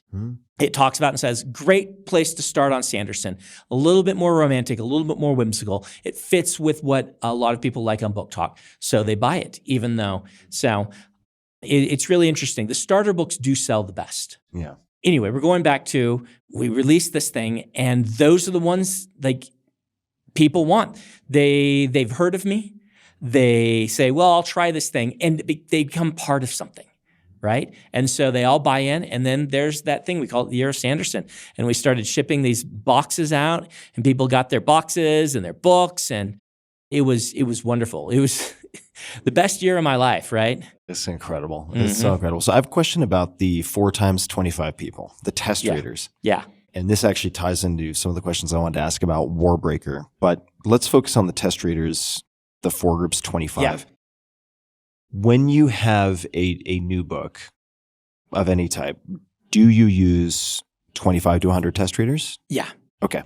How do you absorb or evaluate that feedback? Because I could foresee that being a lot of feedback. I pay my team, my editorial team, to condense it into the most relevant information. So this is a big difference between me and a lot of writers is I look at books a little bit like Hollywood looks at movies with test audiences. I want to know what my audience is going to say about a book before I release it. Sometimes it'll change what I write. Often it will. Sometimes it won't. I just want to know. I want to understand how it's going to perform, what people are going to think of it. And a lot of writers do this with a couple of early readers. I find that doesn't give me an actual test audience. It doesn't give me the pulse of an audience. I need like 20 to 30, if not 40 to 50 people reading it. Even that's just a tiny percentage of the audience, but it's been really key to me. It started when I was a nobody before I sold, before I had an agent, before I had an editor. I actually sold to an editor before I got an agent, so I'm reverse. But back before I had any of that, and I was head of that magazine, I started using those readers and passing out my books. And I would print off physical copies, because this is the late 90s, and I would have a pack of gel pens of different colors. And I'd say, pick a color, write your name in that color so I know who's writing the comment, read through the book and write your feedback all in that color. Go ahead and respond to what other people have written. And they would pass around my friends, and they would all take a different color, and you'd have these conversations in the margins about what people thought of certain scenes. And I saw that, and I'm like, this is really handy. Did you ask for particular types of feedback to focus it? So what I want is just, I don't want people to fix the book.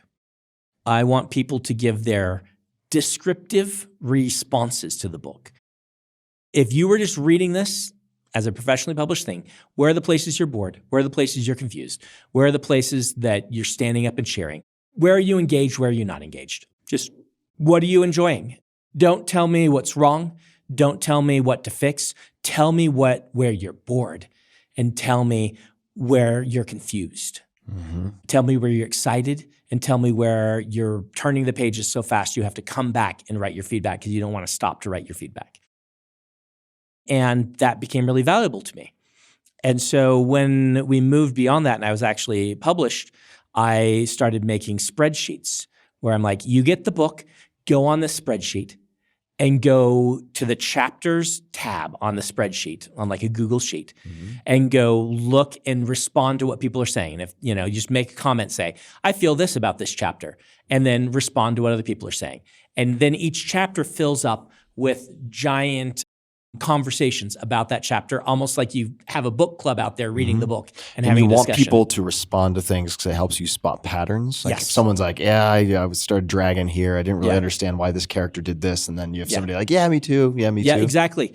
Or they'll say, no, it was this. And the first one was like, oh, that made sense. I went back and read it. Like you'll see emerging where the problems are and where they aren't. And nowadays what we let people do is they just add a check mark next to it if they agree with it. Right. And if they disagree, have them write out And why. that's in a spreadsheet or using something else? Spreadsheet. We use Google Sheets. And no, we started using an actual program. Peter, who's head of editorial, was like, we need an actual program that's secure and that can track, like people will write a line number where they have their comment now and stuff.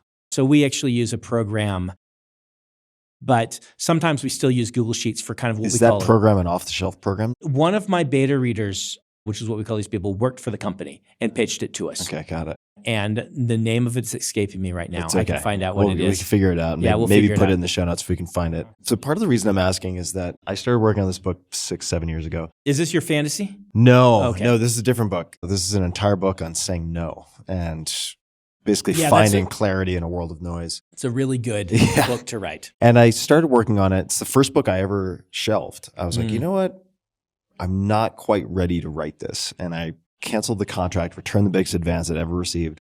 And now I'm working on it, but I've found myself just paying attention energetically to what's energizing me or draining me. The idea of serial release. Yeah, very that's exciting really big nowadays. I've never done it. I've never done it. And that raises a whole lot of questions, which is one of the reasons I wanted to talk about Warbreaker and releasing early drafts for free on the website with Creative Commons. And let's go to that and just saying, let me finish what I do with the beta reading. Yeah. I give all that to my team. I go read the end of part summaries and the end of book summaries. They take the rest, they distill it, and then they actually put it into a copy of the book, the manuscript, just interstitials. They said this at this point. They said this at this point. So I never even have to go to the document except to read like end of part 1, what are people's general responses. And these are comments in Yes. a Word doc or something like that? Comments in a Word doc, just in track changes. So that I see, here's a big discussion that happened here. They only take like 10 to 20% of it and put it in. So what are the criteria for selection if they're only taking 10 to 20%? it's Peter and Karen, and they know me really well. Yeah. These are people that I've worked with since college. Yeah. Okay. And so it's over time, and I will star and say, this is a good comment. This is one that they handle editorial. They'll see what I revise and what I don't. And they'll know in the future, watch for this. And do remember, I'm going and looking at the end of part and reading all of people's general comments. So this is just for a given chapter, if there's a speed bump or something like that. But they figured it out. And then looking at Warbreaker, why did you release it in the way that you released it? Maybe you could just describe how you went about doing it. So Warbreaker happened after I wrote the Mistborn trilogy, and I was chatting with Cory Doctorow, kind of famous tech blogger and Creative Commons advocate. Every interaction with Cory has been really positive, super class act. I was once at the Hugo Awards, and this is, like the Academy Awards in sci-fi fantasy. And I was nominated, and you get a little pin if you're nominated to wear around in your lapel. And I didn't know that. It was in my basket. I didn't know it was there. He saw I didn't have mine. I'm like, oh, I don't have my pin. And he took off because he had several. You wear any nominations you've had during that night. And so he took off one of his, and he just pinned it on me. That's the kind of class act that Cory is. So I was talking to him, and he really believed that attention is people's most valuable commodity, not their money, their attention. If you can get their attention, you will eventually be able to, in some ways, get money from that audience to support yourself. But he says, start with the attention. And this was really smart. He released all of his books in the Creative Commons, and he's a big advocate for that. I realized at the time I had Mistborn coming out, and this was right when Wheel of Time was being announced. I'm working on Warbreaker. I'm just getting ready to start writing it, I believe.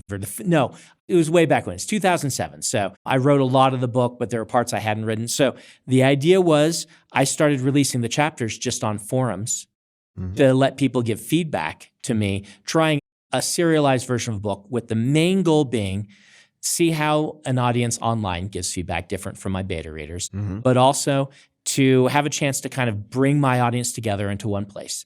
And then when it was done, I released the book under the Creative Commons, partially as an experiment. How does this impact giving away the book for free? How does this impact the sales of the commercial edition?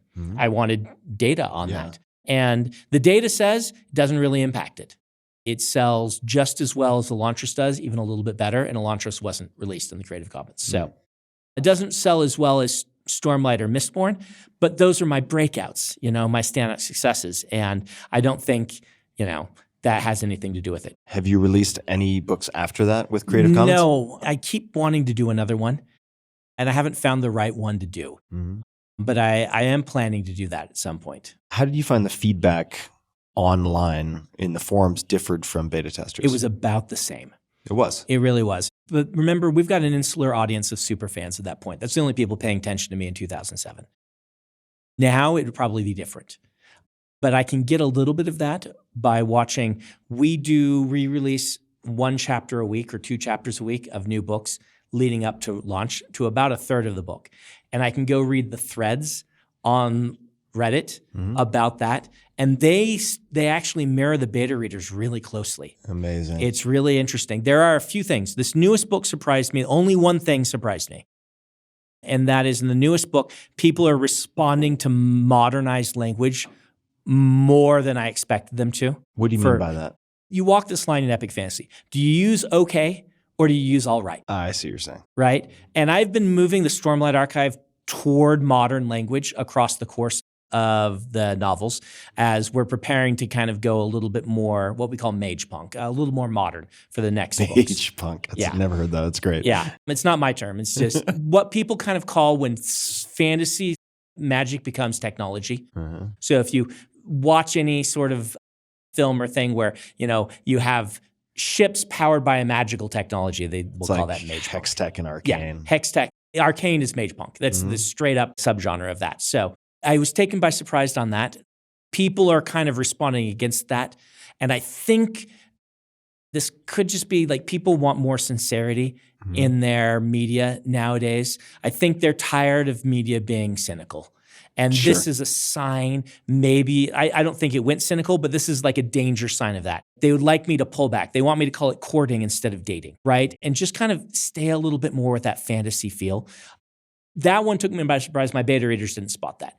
Everything else in those threads were things my beta readers spotted that I either, that I left because I felt this was integral to the narrative I'm telling. If it's negative, it's all right for it to be negative. This is the piece of art, right? Yeah. Like some people don't like impressionist, but you can't make impressionism better by not being impressionist. Each piece of art is going to have things like that. So quick question. When you're releasing, say, chapter by chapter, up to a third of a new book, what is your cadence of releasing those chapters? Is it once per week? Once per week is what we've been doing. I could see value in twice a week. But once a week, everyone gets together. The threads on Reddit are really cool. Where do you release those chapters? We release them on Tor's website, Tor's publicity website. See. Right now it's called Reactor. It used to be Tor.com. That's a good place for them. Why not release them on your own site or in some other way? So there's arguments for that. The thing about it is we've found over time, personal websites are important, but they're much less important than social media or aggregate websites in today's mind economy. What do you mean by aggregate websites? Tor's website is a website that just has posts every day, things like, shared blogs or places you go to that find a whole bunch of articles. Right. What we found is, like, for instance, people will come to me to buy their print books. They will not come to me to buy their ebooks. We had an ebook store. Maybe we'll put it back up. We might even have a few that we're selling now. We sell in the tens of copies of my ebooks. People like their platform. They want to have a Kindle and buy the books on their Kindle, which makes perfect sense. They do not want to go somewhere else, buy an ebook and load it to the Kindle, even if it's cheaper somewhere else. Yep. Those who control the platform control the world. He who controls the spice, controls. Well, here it's you control the platform. That's why Amazon did what it did. That's why Amazon worked so hard to make Kindle a thing, even going so far as to pay out millions and millions of dollars in order to try to corner that market and gain that mind share of going to Kindle. I don't mind Tor trying to turn their website into that. It helps other authors. Fans get used to going there. Yeah, that's great. No, it's like in the tech world, it's like the Hacker News. Yeah, stuff like that. And we link to it on my website. It's not like it's not there. So I don't have a big problem.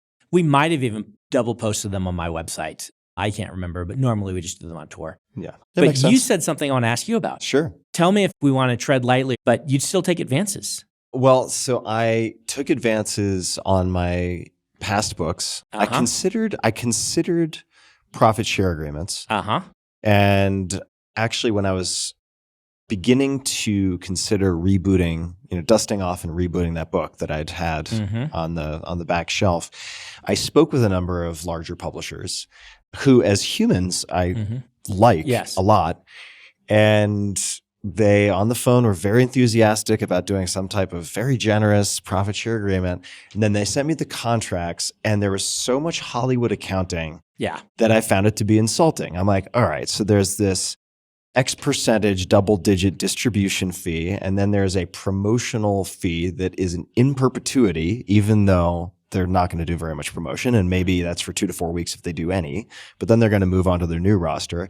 And I just found the deal structures so generally insulting that if I ran the math, I realized this is not that much better than the traditional deals that I've been selling, but I'm foregoing the advance. Not because I don't have confidence in the books, but I like having the publishers experience some sunk cost so that they're incentivized with loss aversion. There is that argument. But at this point, with the new book, I'm not planning on doing any of that. And the field is wide open to the experimentation that I could do. And I haven't figured it out. I've thought about keeping audio and ebook, although I'll come back to that. I'd love your perspective on this. And then maybe doing a print-only deal, because I do not have, as you do, the sort of facilities. I'm almost perfectly happy to farm that out with an appropriately spec'd agreement.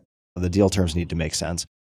But then there are even arguments for me to say license with a reversion of rights. A friend of mine, Hugh Howey, Yep. I know Hugh. is so smart with this. Mm-hmm. But as you noted before, like I used to have an audiobook club with Audible. This was back in the day with ACX when you could get up to like 75% royalties. Before they killed that. Yeah. And I understand, like as a business, as you amass more and more critical mass in terms of control of a market, you can then change your compensation scheme with royalties. Yes. But as soon as it got to the point where it's like, okay, I'm going to max out at whatever it is, 25, 35, this is no longer worth the time that I would put into it. So I stopped doing it. Yeah. So I've thought about keeping audio and ebook. I'm still considering it. But the fact of the matter is, it seems like larger publishers have negotiated superior deal terms. No? Okay, that's the pitch that I keep getting, which is even if you get a lower percentage of the total, in absolute dollars, you're still going to make more because blah, blah, blah, blah, blah. So this is all very current for me, but I don't care about advance at this point in my life. So what they're saying on audiobooks has some truth. Yeah. Not true on ebooks. Yeah. So I'll just say you there. Though there is one thing that the New York publishers get away with in ebooks that you can't get on your own. Even I have not been able to fight them down on this. Yeah. They will let the New York publishers charge more than $10. Yeah. And so there is that This is on ebook. on ebooks. Yeah. On audio, so this can get technical and nerdy. Yeah, Right. let's do it. I like technical and nerdy. So on ebooks, basically the publisher is getting 70% of price. It's $10, they're getting $7 sent to them. As an indie author, is doing it yourself, you will get $7, but they will take out a tiny distribution fee at Amazon, which is super annoying. If you have a lot of artwork, it can get higher. Usually it's only like 10, 15 cents. But they will take that out where they don't for the New York publishers. So that's one of the big differences. The other thing is they'll let the New York publisher charge $14.99 for their book. They will only let charge 10. If you go over 10, they'll only give you a 20% instead of a 70% royalty. They really need to bend that or break that. They want to keep you between, what is it, $2.99 and $9.99? Yep. Yeah. If your book is priced at $9.99, as an ebook, there is almost no incentive to go to New York. Audiobooks, New York has negotiated all of their payments from Audible based on cover price of the book. So they can change the cover price of the book and get different things going on. But almost everything on Audible sells by credit. And getting out of the publishers how much they get off of a credit is like pulling teeth. Getting out of Audible how much you earn off of a credit is like pulling teeth, because in their sense, and this is the big problem with audiobooks, I don't like that you are the customer of Audible, not the customer of the authors. And Audible's a great company, don't get me wrong. They made huge advances in audiobook distribution, readability.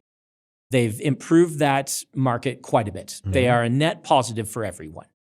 But they control so much of the market that they are able to do some of these practices that we talked about. But beyond that, people sign up for a subscription fee. This is partially Apple's fault, Apple and Google, because if you buy an audiobook through Audible's app, Google and Apple want to take 30% of that. And the publishers don't want to do that. 30% is egregious. It's insane. There's all sorts of lawsuits going on that, them taking that much. But because of that, they do the subscription service. So you sign up for the subscription on their website. Google or Apple get none. You get a credit every month. You can spend a credit. None of that credit goes because it's by credit. But then that turns all the audience into subscribers to Audible.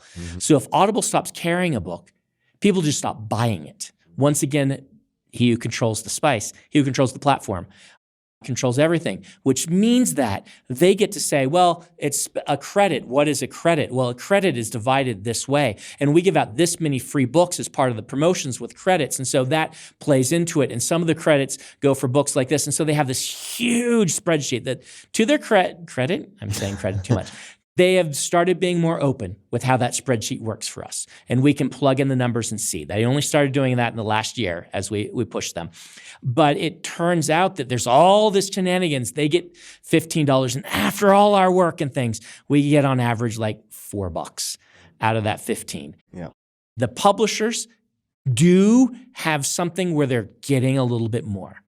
But at the end of the day, I earn more this way than I do with the publishers, even though the publishers can make up for it a little bit by having certain weird deals on what they get paid. At the end of the day, I really wish we could push audiobooks into that transparent, you get 70% of that $15 is what should go to the author. Or certain percentage of that to the author, certain percent to the reader. Narrators don't get royalties, which is kind of a thing. And I just really wish we could pierce that and make it happen, but we haven't been able to. So it sounds like, if I'm hearing you correctly, your advice would be to hold on to it, do it yourself. So it depends. Ebook, yes. I have found that my system that I have, which is a profit share, and we took a sledgehammer to that contract that you got offered and eventually got it to a place where it was good. It's really close to a straight up profit share. There's a few little Hollywood accounting things they do, but they have to account them very clearly. And we end up doing, with our profit share, 10 to 20% better than we used to do. As much as 50% better in some cases. Yeah, that's not trivial. That's not trivial. I could actually get those actual numbers. I should get them and see. But it's significant what we're making more with the profit share. But my best thing has been Tress. They took a print-only deal. I have ebook and audiobook, and I have a profit share on the print with them. And then the ebook and audiobook. The ebook straight up is better. The audiobook, we make more, but we would make almost the same with the publisher. And are you just interfacing directly with Amazon platforms for Amazon and everyone else. Yep. Doing my best. Like Amazon would pay us better if we put them only on Amazon, but I refuse. And that's one of the reasons the publisher's deal is a little better. Amazon gives them the deal that they give if you're exclusive to Amazon. As an indie, they force you to be exclusive to get the good deal. They give that deal to the publishers, but they can be on everything. Yeah. Tricksy. It's all so messy, right? It is messy. This is all in the weeds. But here's the takeaway. The power is in two people's hands right now. It's in the creators and the platform controllers. It's not in New York's hand anymore. Yeah. And that's in some ways bad because those are good people. I think most creatives in like the audio industry hate their business. Most authors are pretty, like you said, the people are good. The contracts, sometimes you have to take a sledgehammer to. But I generally don't mind New York. They generally, I think, try to treat authors well. But in this new world, we control the content. And if you can figure out how to control your platform also, then that's king. But you as a content creator, I think, should be looking at the platforms and learning how to manipulate all the different platforms so that you can have the best world you can. So that's where we live right now. Let's go back to the list of your inflection points for a second, because I've made promises I want to keep with my listeners. Namely, so we have Mistborn, Wheel of Time, Leatherbound, and then the COVID Kickstarter. Yes. We have not covered the Wheel of Time. So for people who don't even recognize the name, what is this? And then how did you end up becoming involved? So I talked about the three kind of genres of fantasy. For the 90s and early 2000s, the flag bearer of the best-selling epic fantasy was the Wheel of Time. It was eventually dethroned by Game of Thrones when the television show for Game of Thrones came out. Until the television show, Wheel of Time was the top. Beyond that, Robert Jordan got sick in the early 2000s with a rare blood disease. And because of this, his book releases slowed down quite a bit. And that's when Game of Thrones was taking off. But for all of my childhood, Wheel of Time was the kind of flag bearer for epic fantasy. It was the heir to Tolkien, so to speak. And selling millions of copies, doing really, really well. And he got sick. He was really positive. But then in 2007, he passed away, having left his series unfinished. And I was a fan of this series. I had grown up reading it. It was one of my favorites.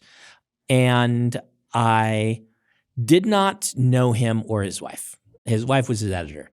It's actually really fun. She was his editor before she was his wife. And so I always joke that that's a good way to make sure your editorial direction gets taken. You marry your author. But she had discovered him in Charleston, where she'd moved away from the big city. She was Tor's editorial director. She kind of helped Tom Doherty build Tor. She's the editor, if you guys know your sci-fi fantasy, she was the editor of The Book of Swords by Fred Saberhagen. She's the editor of the book Ender's Game. Great book. Really top-notch editor. And then she discovered Wheel of Time. And so he passes away in 2007. And before he passes away, he asks her to find someone to finish his series. He decides he does want it finished. He puts that on her. She considered it a dying request. So 2007 happens, and one morning I get up, and there's a voicemail on my phone. As we've talked about, I get up late, and that's even later for New York, right? Like, by the time I get up, it's 3 p.m. in New York. So Now, is there something that happened before the voice memo or no? So there is, but I didn't know it. I get this voice memo from someone I'd never met, but I knew by reputation. It says, I know every word in inflection in this. All right, let's So I hear listened it. to 100 times. Hello, Brandon Sanderson. This is Harriet McDougall Rigney. I am Robert Jordan's widow, and I would like you to call me back. There's something I want to talk to you about. Just that by itself. So I get this voicemail, and I'm like, Robert Jordan's widow, Harriet McDougall, the editor?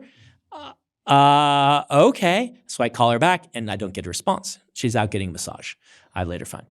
So I call my editor. He doesn't respond. He never responded. Moshe, he kept hours even weirder than mine when he's still around, but he was my editor. He's retired since then. But, Moshe, great guy. I know this is something that you've talked about, bipolar. Yeah. So there are huge swaths of time where you just couldn't get a hold of him. Mm-hmm. He's self-medicated with the History Channel. And so sometimes you'd have to find out how to get a hold of Moshe. And so he didn't answer, not a big deal. Call my agent, he always answers. He's very professional, doesn't answer. So I'm like freaking out. And my wife sees me, and I am not a nervous person. I am not a person that emotions strike very powerfully. That's just my own weird neurodivergence. I don't generally feel strong emotions. But that day, I'm like walking in a circle, like babbling. And she's like, what's going on?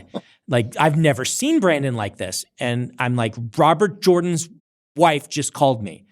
And she's like, what? What did she want? And I'm like, I don't know. So I finally call Tor. I reach an editor at Tor, who's one of the managing editors. And he says, oh, that. Yeah, it's what you think it is. I'll get her to call you back. I'm like, what do I think it is? Well, I knew that I'd written a little thing about Robert Jordan on my website a few days earlier, just kind of talking about how much he'd meant to me. It's very short. It's like 3 paragraphs. So I'm like, maybe she wants to talk about that. Like, why would the widow call you to talk about your piece? But you're not wanting to assume anything. Like, again, I didn't know any of them. So she calls me and she says, well, I'm looking for someone to finish my late husband's work, and I was wondering if you'd be interested. And I literally responded, bah. Like, I can talk. I'm a talker. I could not talk. Turned into a sheep. I turned into a sheep. I wrote her an email that night after not sleeping all night that said, Dear Harriet, I promise I'm not an idiot. That was the first lines. I'm like, I couldn't speak because this is so unexpected. And I spent that night thinking, I'm like, man, if I say yes to this and I screw it up, like, we have seen how major media properties have had someone take over for them and then maybe not do quite as good a job as the fan bases wanted, and what that has done perhaps to reputations and things like that. And just so we can place this in time, where in your career were you? This is 2007. I only have 3 books out. I have Elantris and Mistborn, and then the first of my kids' series, the ones I Discovery wrote. Mm-hmm. I'm about to go on tour for my second Mistborn novel. This is before I've blown up. I blew up on Mistborn 2. We can talk about that moment before. That's the first one. Mistborn 2 is where the publisher knew so they didn't know yet. They still thought I was maybe going to be a failure as a writer. We'll get to that. So the publisher had not brought my name up to her. When she'd asked who should finish it. Thanks, guys. Yep, nobody mentioned me because Mistborn had been floundering for reasons we'll talk about. Mistborn had been floundering. My name was not mentioned, but somebody that day, her name was Elise Matheson, and I'm very thankful to her, was printing off things on the internet, nice things that people had said about Robert Jordan. And she printed off my thing and she put it in the stack. And that night, Harriet read it with the other things. And I mentioned that he'd influenced my writing, and she's like, well, this is really eloquent. He wrote this really well. He's a writer. So she called Tom Doherty. Were there any lines that stuck out to her in particular? It's the last line. I believe I wrote something along the lines of, you go quietly, but you leave us trembling, right? And so she calls Tom and says, what about this Brandon Sanderson guy? And he's like, oh, yeah, he's one of our authors. I've read one of his books. Pretty good. Let me send you one of his books. Because he was super excited it was one of his authors she was asking about. Because a lot of the names that came up were not his authors. The main one that kept coming up was George Martin, because he and Robert Jordan were friends. Well, George was already behind on his books in 2007. And the publishing industry would not stand for him taking someone else's book series. Going on a side quest. Side quests. But a lot of the names that came up were not Tom's authors. And so he's like, oh, it's one of my authors. And so he sends her Mistborn. And so she's like, well, before I read this book, I should find out if the young man's interested. Maybe he doesn't want to do this. And so that's when she called me and asked if I was interested. And that's when I bowed like a sheep. And then I wrote her that email that night and said, I've thought about it a lot. And I thought, if someone's going to do this and it can't be him, I want it to be me. Because at least I know I'm a fan. Like, I always use this Venn diagram, right? It's a Venn diagram of pretty good sci-fi fantasy writers and pretty big Robert Jordan fans. There are bigger Robert Jordan fans out there than me. Hardcore by far. There are better writers than me, right? Terry Pratchett, I always call the greatest writer of my generation, right? There are amazing writers. George is a fantastic writer. I would probably rank George as the greatest living sci-fi fantasy writer, right? But there's Jane Yolen, who's just incredible. Like but if you put that Venn diagram together, there's not a lot of people in the middle there that are pretty big Robert Jordan fans, and I think pretty excellent sci-fi fantasy writers, and that was me. And so I realized I want it to be me, because if it doesn't go to me, it might go to someone who's a good writer but doesn't know the books.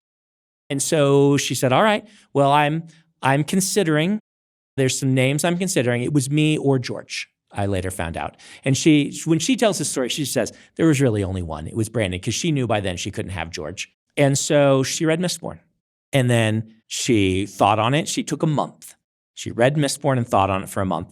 I went on tour not knowing if I was going to finish The Wheel of Time and not being able to tell anybody.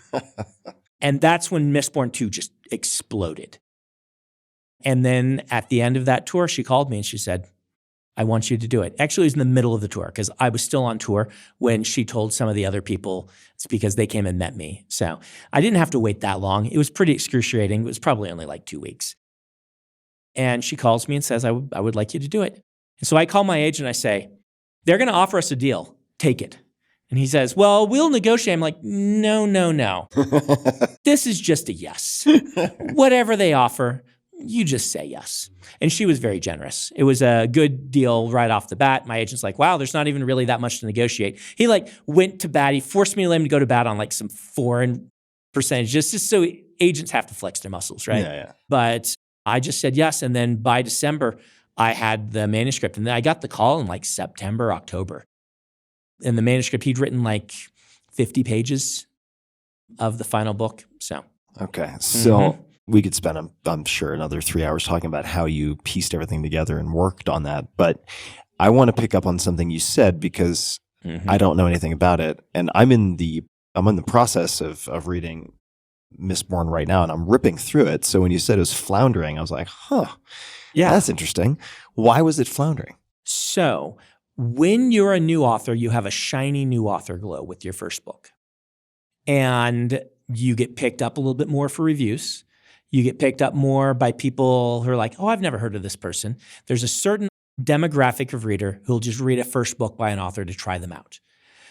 That is why generally publishers recommend that you take your first book and you write a sequel to it as your second book, right?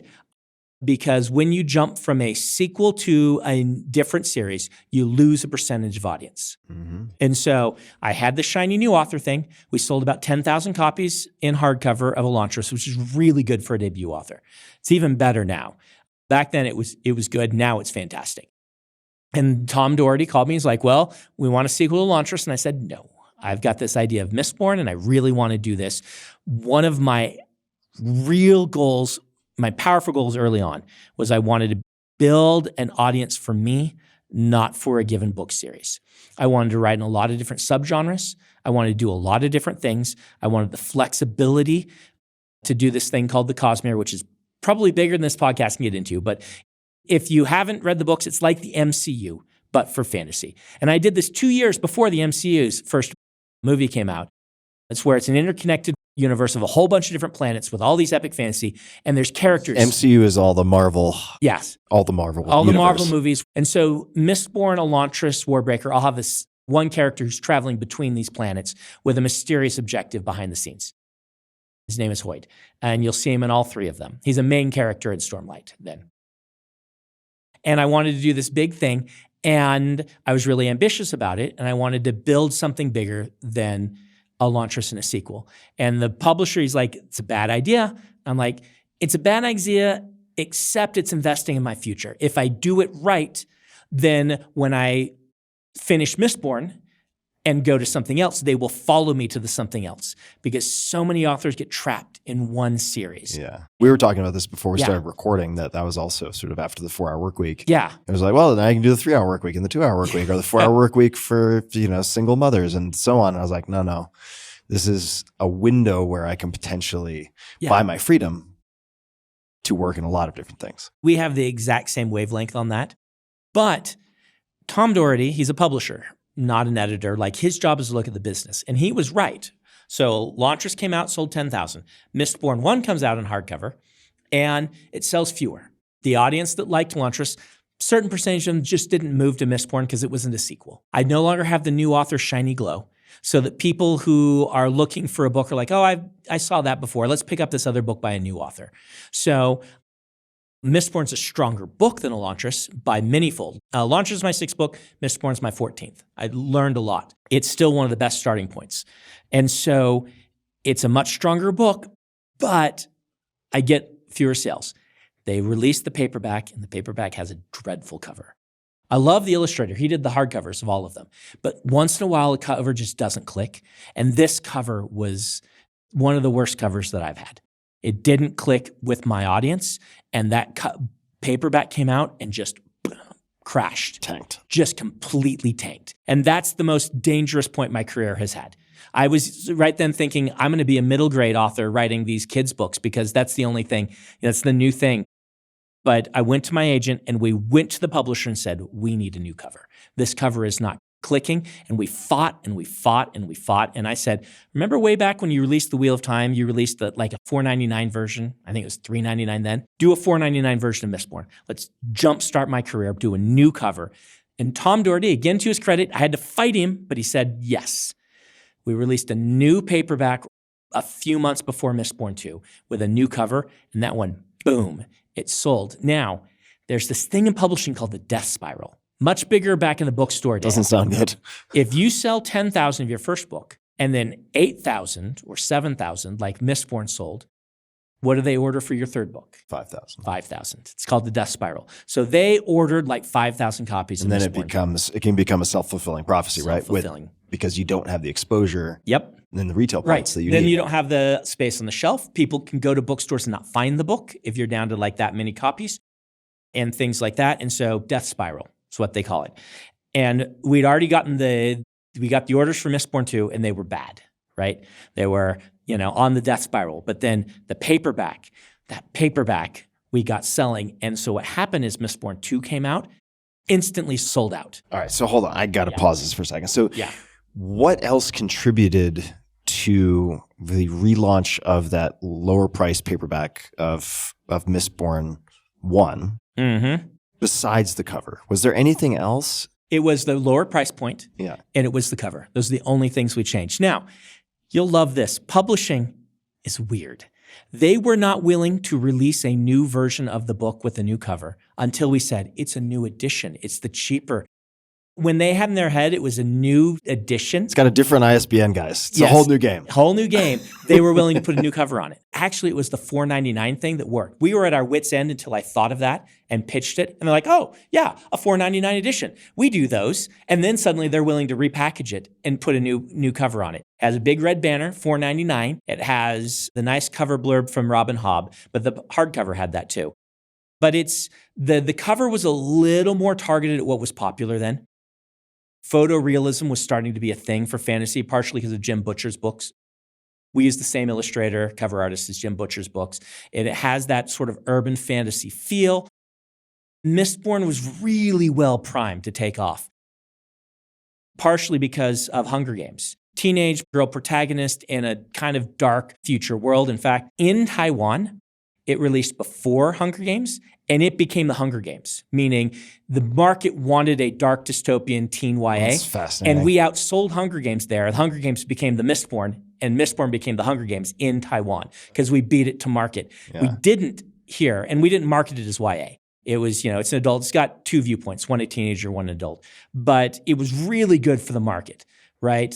And so the fact that it was really good for the market, it felt dystopian, but it wasn't using all the dystopian tropes that eventually killed the dystopian sort of thing. It was, no one had read a fantasy heist since about the same time Lies of Lamora came out, which is another one. Which Scott Lynch? Yeah, Scott Lynch. Fantastic That book. is a really fun, Yeah, really fun series. Fantastic book. And he and I had this on separate continents, the same idea, and got him out around the same time. And I highly recommend that one too. And his is more heisty even than mine. Mine takes more the epic fantasy direction. Like Kelsier's trying to overthrow the empire by robbing. But all of those things meant that when Mistborn actually got covered right, it really started selling. And then it would have been better if there would have been books for people to buy. But instantly selling out week one made the publisher go, oh. Wait a minute. And then they went to reprint. And then there was this clamor online, people emailing bookstores, emailing the publisher, where is our Mistborn 2? We have to have Mistborn 2. And that fueled Mistborn 2 eventually, with all the reprints, going to like 12 to 15,000 in hardcover. And that primed Mistborn 3 to hit the bestseller list. Wow. What a story. I want to touch on something because you mentioned Lies of Lamora, and maybe that's heistier per se, but one thing we haven't talked about is magic systems. Mm-hmm.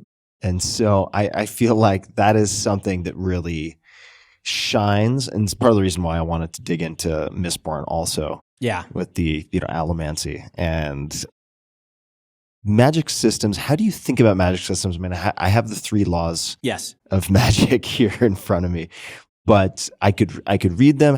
How do you want to lead into magic systems? Because people are going to think to themselves, if they haven't heard this term, what the hell is a magic system? Let me talk about it in a way that for the audience, I'm going to avoid getting into the weeds too much. All right. I don't want to give you encyclopedia entries and things like this. But I found when I was writing something that I really love in world building. And that is, I love in history the time period of the scientific revolution, the time period between Newton and about the early 1900s, where people were learning to apply science to everything they did, where they were saying, hey, wait, all these things we assume, what if we use the scientific method on them?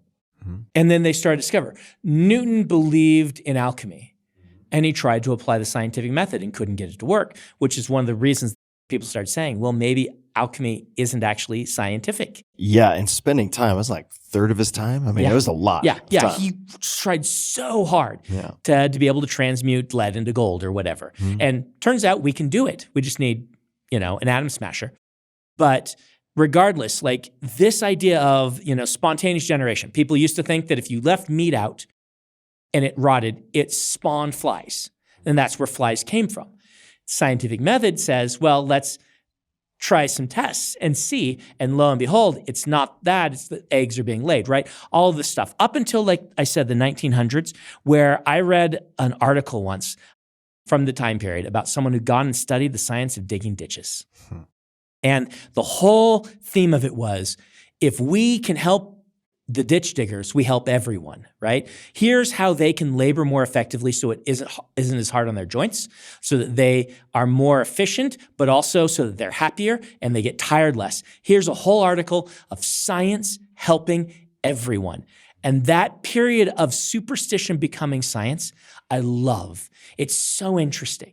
And that's why Mistborn's actually set, a lot of epic fantasy set around in an analogous of like the 12 to 1400s. Mistborn's set in about 1820s to 1840s, if it were on Earth. They don't have gunpowder for various reasons, but they're right pre-Industrial Revolution, where science and fantasy and superstition are colliding. And what I found I really like reading is fantasy worlds that take a little bit of science fiction world building and a little bit of science fiction aesthetic and say, what if you apply the scientific method to something that in our world doesn't exist, but in their world is a new branch of physics? And that lets my characters explore science and magic together. What is real? What isn't real? What works? What doesn't work? Mistborn has kind of a periodic table of the elements where they're discovering that they can use certain metals to do certain things that are magical. Doesn't exist in our world, right? The difference between fantasy and science fiction to me is science fiction says this thing could happen. Let's construct toward that, like what are the possibilities that would lead to it? Arthur C. Clarke says, I think we can do satellites with geosynchronous orbits. Here's all the science. I'm going to write a book where they can do that. And then later on, we figure it out. Fantasy for me starts with the cool idea and justifies it through the text without real science, right? I want to have people who use these metals to bounce around like ninjas. You can drop a coin and you can push off of it. And through Newton's laws, if it's pushed against the ground, you're launched upward. If you're pushing on it and it you throw your weight against it, it shoots across the room. And how much can I do with that just by playing with vector science and things? Again, I don't want to get in the weeds, but the idea is people applying their intellect to magic, and that's a magic system. What is the magic system? What do people have access to? Lord of the Rings has several magic systems. One is the One Ring. It's what we call a hard magic system. Lord of the Rings, if you put on the ring, you turn invisible. But Sauron can see you. Very simple. It corrupts people along the way. There are like 3 rules to the ring and you can understand them. Making a hard magic doesn't mean that it's like it makes sense, right? Superheroes are generally hard magics, even though it's like bonkers. Superman gets powers from sunlight. Makes no sense with external logic, but internally it's consistent. He gets his powers from the sun and he can do X, Y, and Z. That's what we call a hard magic system. So rules that are internally consistent. Yeah, rules that are internally consistent that the characters can figure out and use. That's a hard magic system. Frodo can put the ring on and he'll vanish from everyone else's eyes, but he'll be seen by Sauron. So he can pay the cost, get some short-term gain for some long-term detriment by using the ring. Perfectly within the realm, he can access it and use it. Gandalf is what we call a soft magic system. You never really know what Gandalf can do. In the movies, they do this brilliantly by being like, he holds up his staff and like the sun rises. And like, did he shoot sunlight at the orcs or is it just like, what's going on? But they like Gandalf shows up and magical things happen. The other characters can't control this. You don't see it being controlled by the narrative. He just does things. And those are cool magic systems. You can do all kinds of stuff with that. I found a niche in hard magic systems, that intersection where people are applying their logic. It's so much fun. I talked about Mistborn, like, you can drop a coin and launch it in the air. You can throw it and push it at someone. You throw it, you push it at someone, it hits them, then you get launched backward. Suddenly, I can have characters having to figure out puzzles in combat. We're having a fight scene, but the fight scene is, how can I get in position to use this metal against him? It's so engaging to write. It's so much fun. It makes every fight scene just a fun little puzzle box to try to figure out. And so because I like that, I decided to use it as part of my branding. Like, so hard to stand out. I know I like these things. I know I'm going to be doing it in my books. So I became the magic system guy. I've thought about it a lot. So I released my 3 laws. It's just kind of, they're rules that I follow, mostly because I did something wrong at some point, and I'm like, that broke my magic system. How can I fix that? And I came up with a rule of thumb for myself that I could follow. And I use those to kind of build the magics the way I do them. It's not the only way to do it. It's not the only good way to do it. But it was really helpful to have a thing that was mine. What are you going to get when you come to one of my books? You're going to get, at the core, I want an interesting story about interesting characters. But I can't brand that way because that's what everyone does. Yeah. So what's the branding? You're going to get science fiction world building in a fantasy story. You're going to get people discovering how magic works that's repeatable, and they're going to be able to use it in order to solve problems and make their lives better, or at least manipulate them in certain ways. All of my books are going to have that sort of feel. And that's what became kind of my thing. So let me, if you don't mind, I'll read these three and I have some follow-ups. All right. Sanderson's 3 Laws of Magic.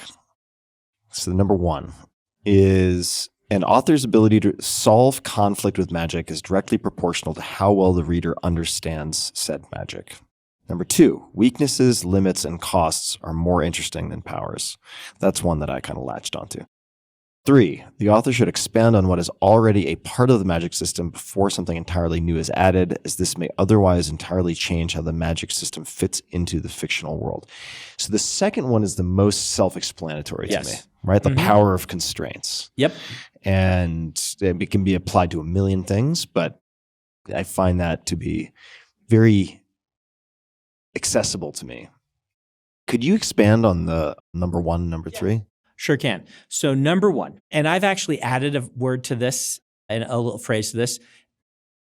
Author's ability to solve problems in a satisfying way with magic in a story is directly proportional to how well the reader understands said magic. So let's posit 2 sort of storylines. In both of them, your character is going to use the magic to save the day at the end.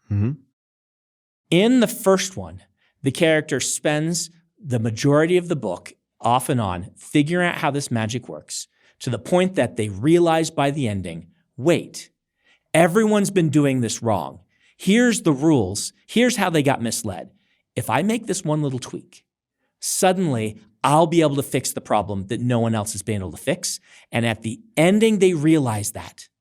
They solve that problem and boom, they have taken their wits, their intelligence, their progress, right? We say promise, progress, payoff. The payoff is to the actual progress of the story.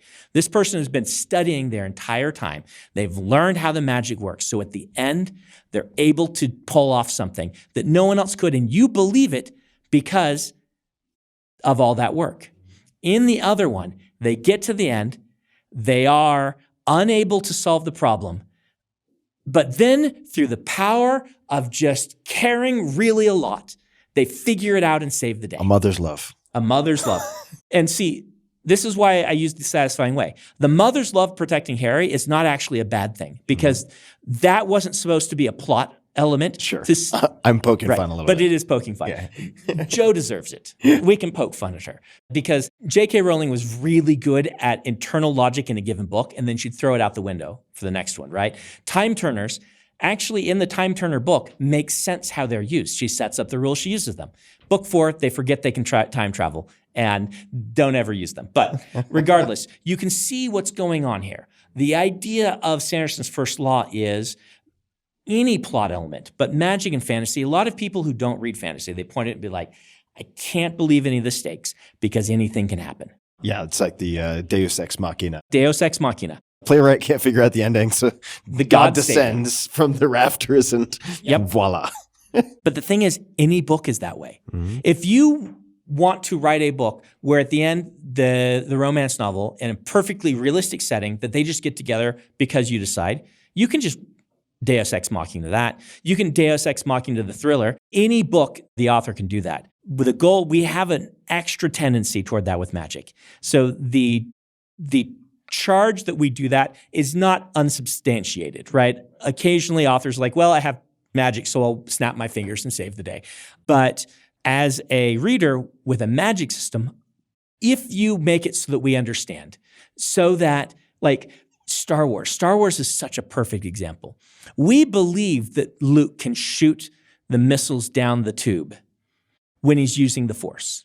Why? Well, through the course of the story, we've seen Obi-Wan Kenobi use this magic. We've seen Luke struggle to use this magic. We see targeting computers, they fire and they miss. The targeting computers are fallible. We're at the big moment and then use the Force, Luke. Obi-Wan is there. We've seen the whole time Obi-Wan preparing him, and he takes off the thing and he shoots. We believe that he can do that because setup and payoff. Promise, progress, payoff. And that's what Sanderson's first law is. If you're going to use magic at the end of your story to solve the problem, promise, progress, payoff. Now, if you want a soft magic, use it to cause problems. Or you can use it to solve problems in an unsatisfying way, and sometimes you want that. Mm-hmm. When Gandalf saves the Fellowship from the Balrog, it's actually kind of unsatisfying because Gandalf is dead. And you watch the movie, Peter Jackson again, brilliant movies. After Gandalf dies, everyone is down and like flopped down and crying and broken because the magic use isn't satisfying. Gandalf didn't get up there and save the day. He sacrificed himself, and it actually hits with a very different emotion. It's instead an escalation. Yeah, so that's an example of soft magic causing a problem. Exactly. And so yes, Gandalf did save them from the Balrog, but the cost is bigger than the whole point of that is not, yay, Gandalf. It is huge complication. Gandalf kept the Fellowship together. What's going to happen when Gandalf isn't there to prevent Boromir from taking the ring? And then he pays that off. The Fellowship shatters. Brilliant use of both a soft magic and a hard magic for what they're really good at. George is good at this too. He uses a lot of soft magics. And whenever someone uses magic in Game of Thrones, you get scared because people are going to die and things are going to go wrong and everything's going to suck even worse because of using the magic. And that soft magic is brilliant for that. It creates a sense of mystery and danger and sorrow. Sort of an unpredictability that's exciting, whereas solving problems, the audience is just like, come on. Yeah, exactly. And they both do different kinds of things. And so if you understand this, you can have the emotions you want in the stories, right? And Tolkien, very wisely, he uses the ring to solve problems and escalate in certain ways. Like Sam being able to put on the ring to go save Frodo after Frodo is taken by the orcs. You are totally by that Sam can do that because you know what the ring can do. It solves a problem. It's actually, you're like, yay, Sam, good job. And that's a heroic moment. He gets Frodo back, right? You know, Frodo's alive. Everything's happy because Sam manipulated the magic that he's learned to the end. And then he gives up the ring. And you're like, good job, Sam. You have done it. Like Lord of the Rings is just a great manual for how to do both of these things. We're going to come to number 3, yes, the third law in a second, but I just want to recommend to folks, I had an opportunity to spend some time in Oxford for the first time, and it is just from a literary perspective so fun to walk around Oxford to see all of the influences and the pubs and so on where Tolkien and C.S. Lewis used to grab drinks, and I always blank on the third. Yep, everybody does. Or Poor like, guy. Yeah, sorry, pal. Or his Dark Materials, right? And Philip Pullman. Philip Pullman. And Excellent that entire world, which I have to just air a grievance, which is when things get slotted, this is me being naive, I guess, but into young adult. My assumption always was, as a so-called adult, like young adult is easier to read. But it seems to be when the protagonist is a young adult. Because I remember reading The Golden Compass and I was like, I do not understand these 300 nautical terms. It was very, very intricate book. I'll tell you this, no one knows what to do with The Golden Compass because Lyra's actually like 8. Yeah. And so it's not young adult. It's what the age group that would be middle grade or chapter books. It was shelved in both sections. No one knows what to do with that. And that's an example of breaking the rules fantastically and it working out really well. Yeah. I don't remember how old she is, but she's not young adult age. She might be 10. Yeah. But young adult can be just as complicated as adult. And it's mostly a marketing thing. Like all my books, Mistborn shelved as adult everywhere, but eventually Tor's like, let's release a young adult version. Put it in the young adult section. Why not? Maybe new people will find it. Skyward, which is my actual young adult series, is shelved as adult in the UK. Because they're like, well, we just want to package it the same as yours and sell it to your audience. And I'm like, okay. So they packaged it and put it in the adult section. Yeah. So all marketing. Tomato. Yeah. The third law. Third law, let me tell you the story of what went wrong. In Mistborn. It's actually a great first line for your next book. Yeah. Let me tell you what went wrong. In Mistborn, I came up with 3 separate magic systems for 3 books. They're all there in the first one. There's, elements here. There's a thing that Sazed does, which is mysterious. It's kind of, in the first book, Sazed's magic is a soft magic. Even though I know all the rules, you don't know what he can do. And when he solves problems with it, it's like used to create mystery and questions and even some danger, right? Book 2, I start showing you how it works so that it becomes now understandable and things like that. And then there's hemalurgy. So each book I wanted to explore a different aspect of the magic. When it came to do the Stormlight Archive, I had started to fall into a trap. And the trap is bigger is better. And this is what killed the original Stormlight Archive. So you would think I had learned this lesson. But people started to say, you had 3 magic systems in Mistborn. How many will you have in the Stormlight Archive? And I'm like, there's going to be 30 magic systems. It's going to be so epic. All right? And then I sat down and I was building all this, and I'm like, this is the wrong way to approach the book. 30 magic systems are not better than 3. 3 well-done magic systems are way better than 30 non-well-done magic systems. Mm-hmm. I need to sit down and say, what is my book actually about? What is the world building that's really going to enhance the story? Let's talk about that and do a really good job of it. This is in video games. There's this great series called The Elder Scrolls, and one of the first games to ever procedurally generate dungeons. And they pitched one of their games was like, there's 1,000 dungeons you can explore. But the truth is, all those 1,000 dungeons are built out of 30 different elements recombined in different ways. And so you were bored after the second one. Later on, they realized if they just take hand care and they build a well-crafted dungeon, they put fewer of them in, everyone's happier. It works way better. And so, but people would talk about those early Elder Scrolls games and be like, it's an ocean an inch deep. You want to avoid that in your storytelling. So the idea is that with the third law, it challenges me to re-examine what I have and to go deeper instead of just expanding.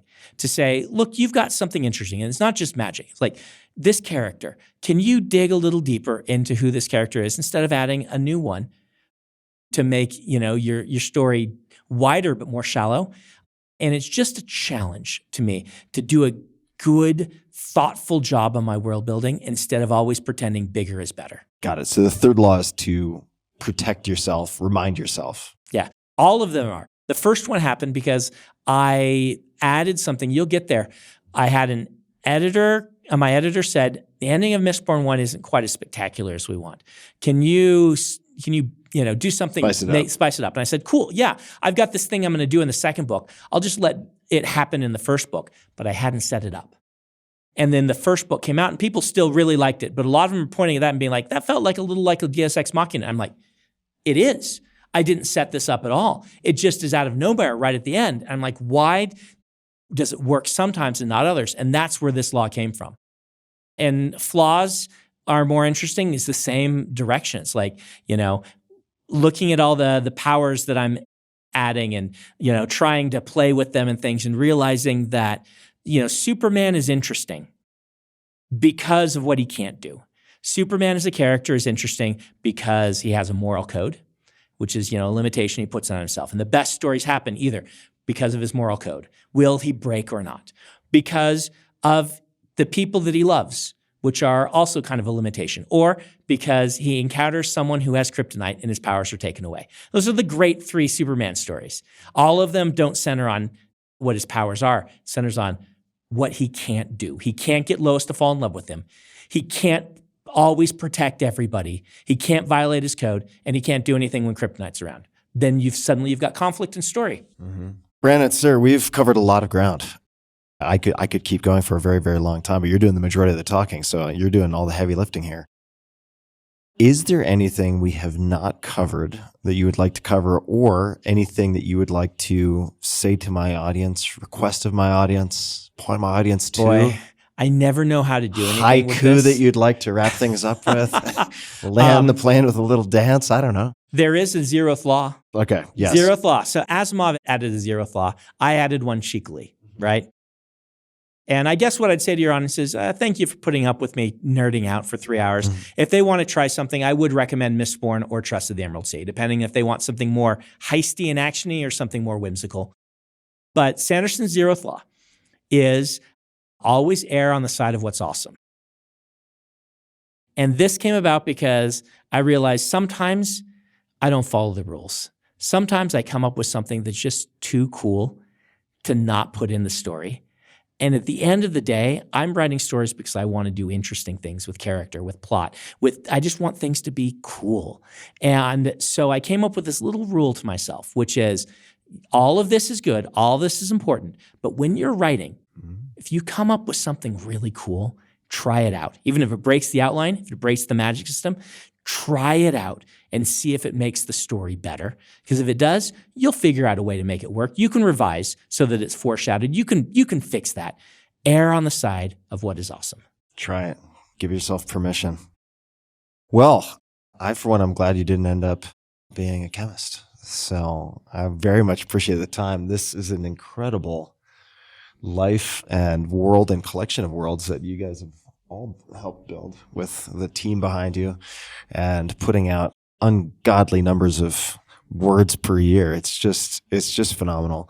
And where can people find you? Where's the best place to find all things? BrendanSanderson.com. Easy. Yeah. Easy to find. Everything's on there. Sample chapters. Warbreaker, the free book, is on there. It's now, like you said, I need to get a new one. It was written in 2006, so it's been a while, but it's on there for free.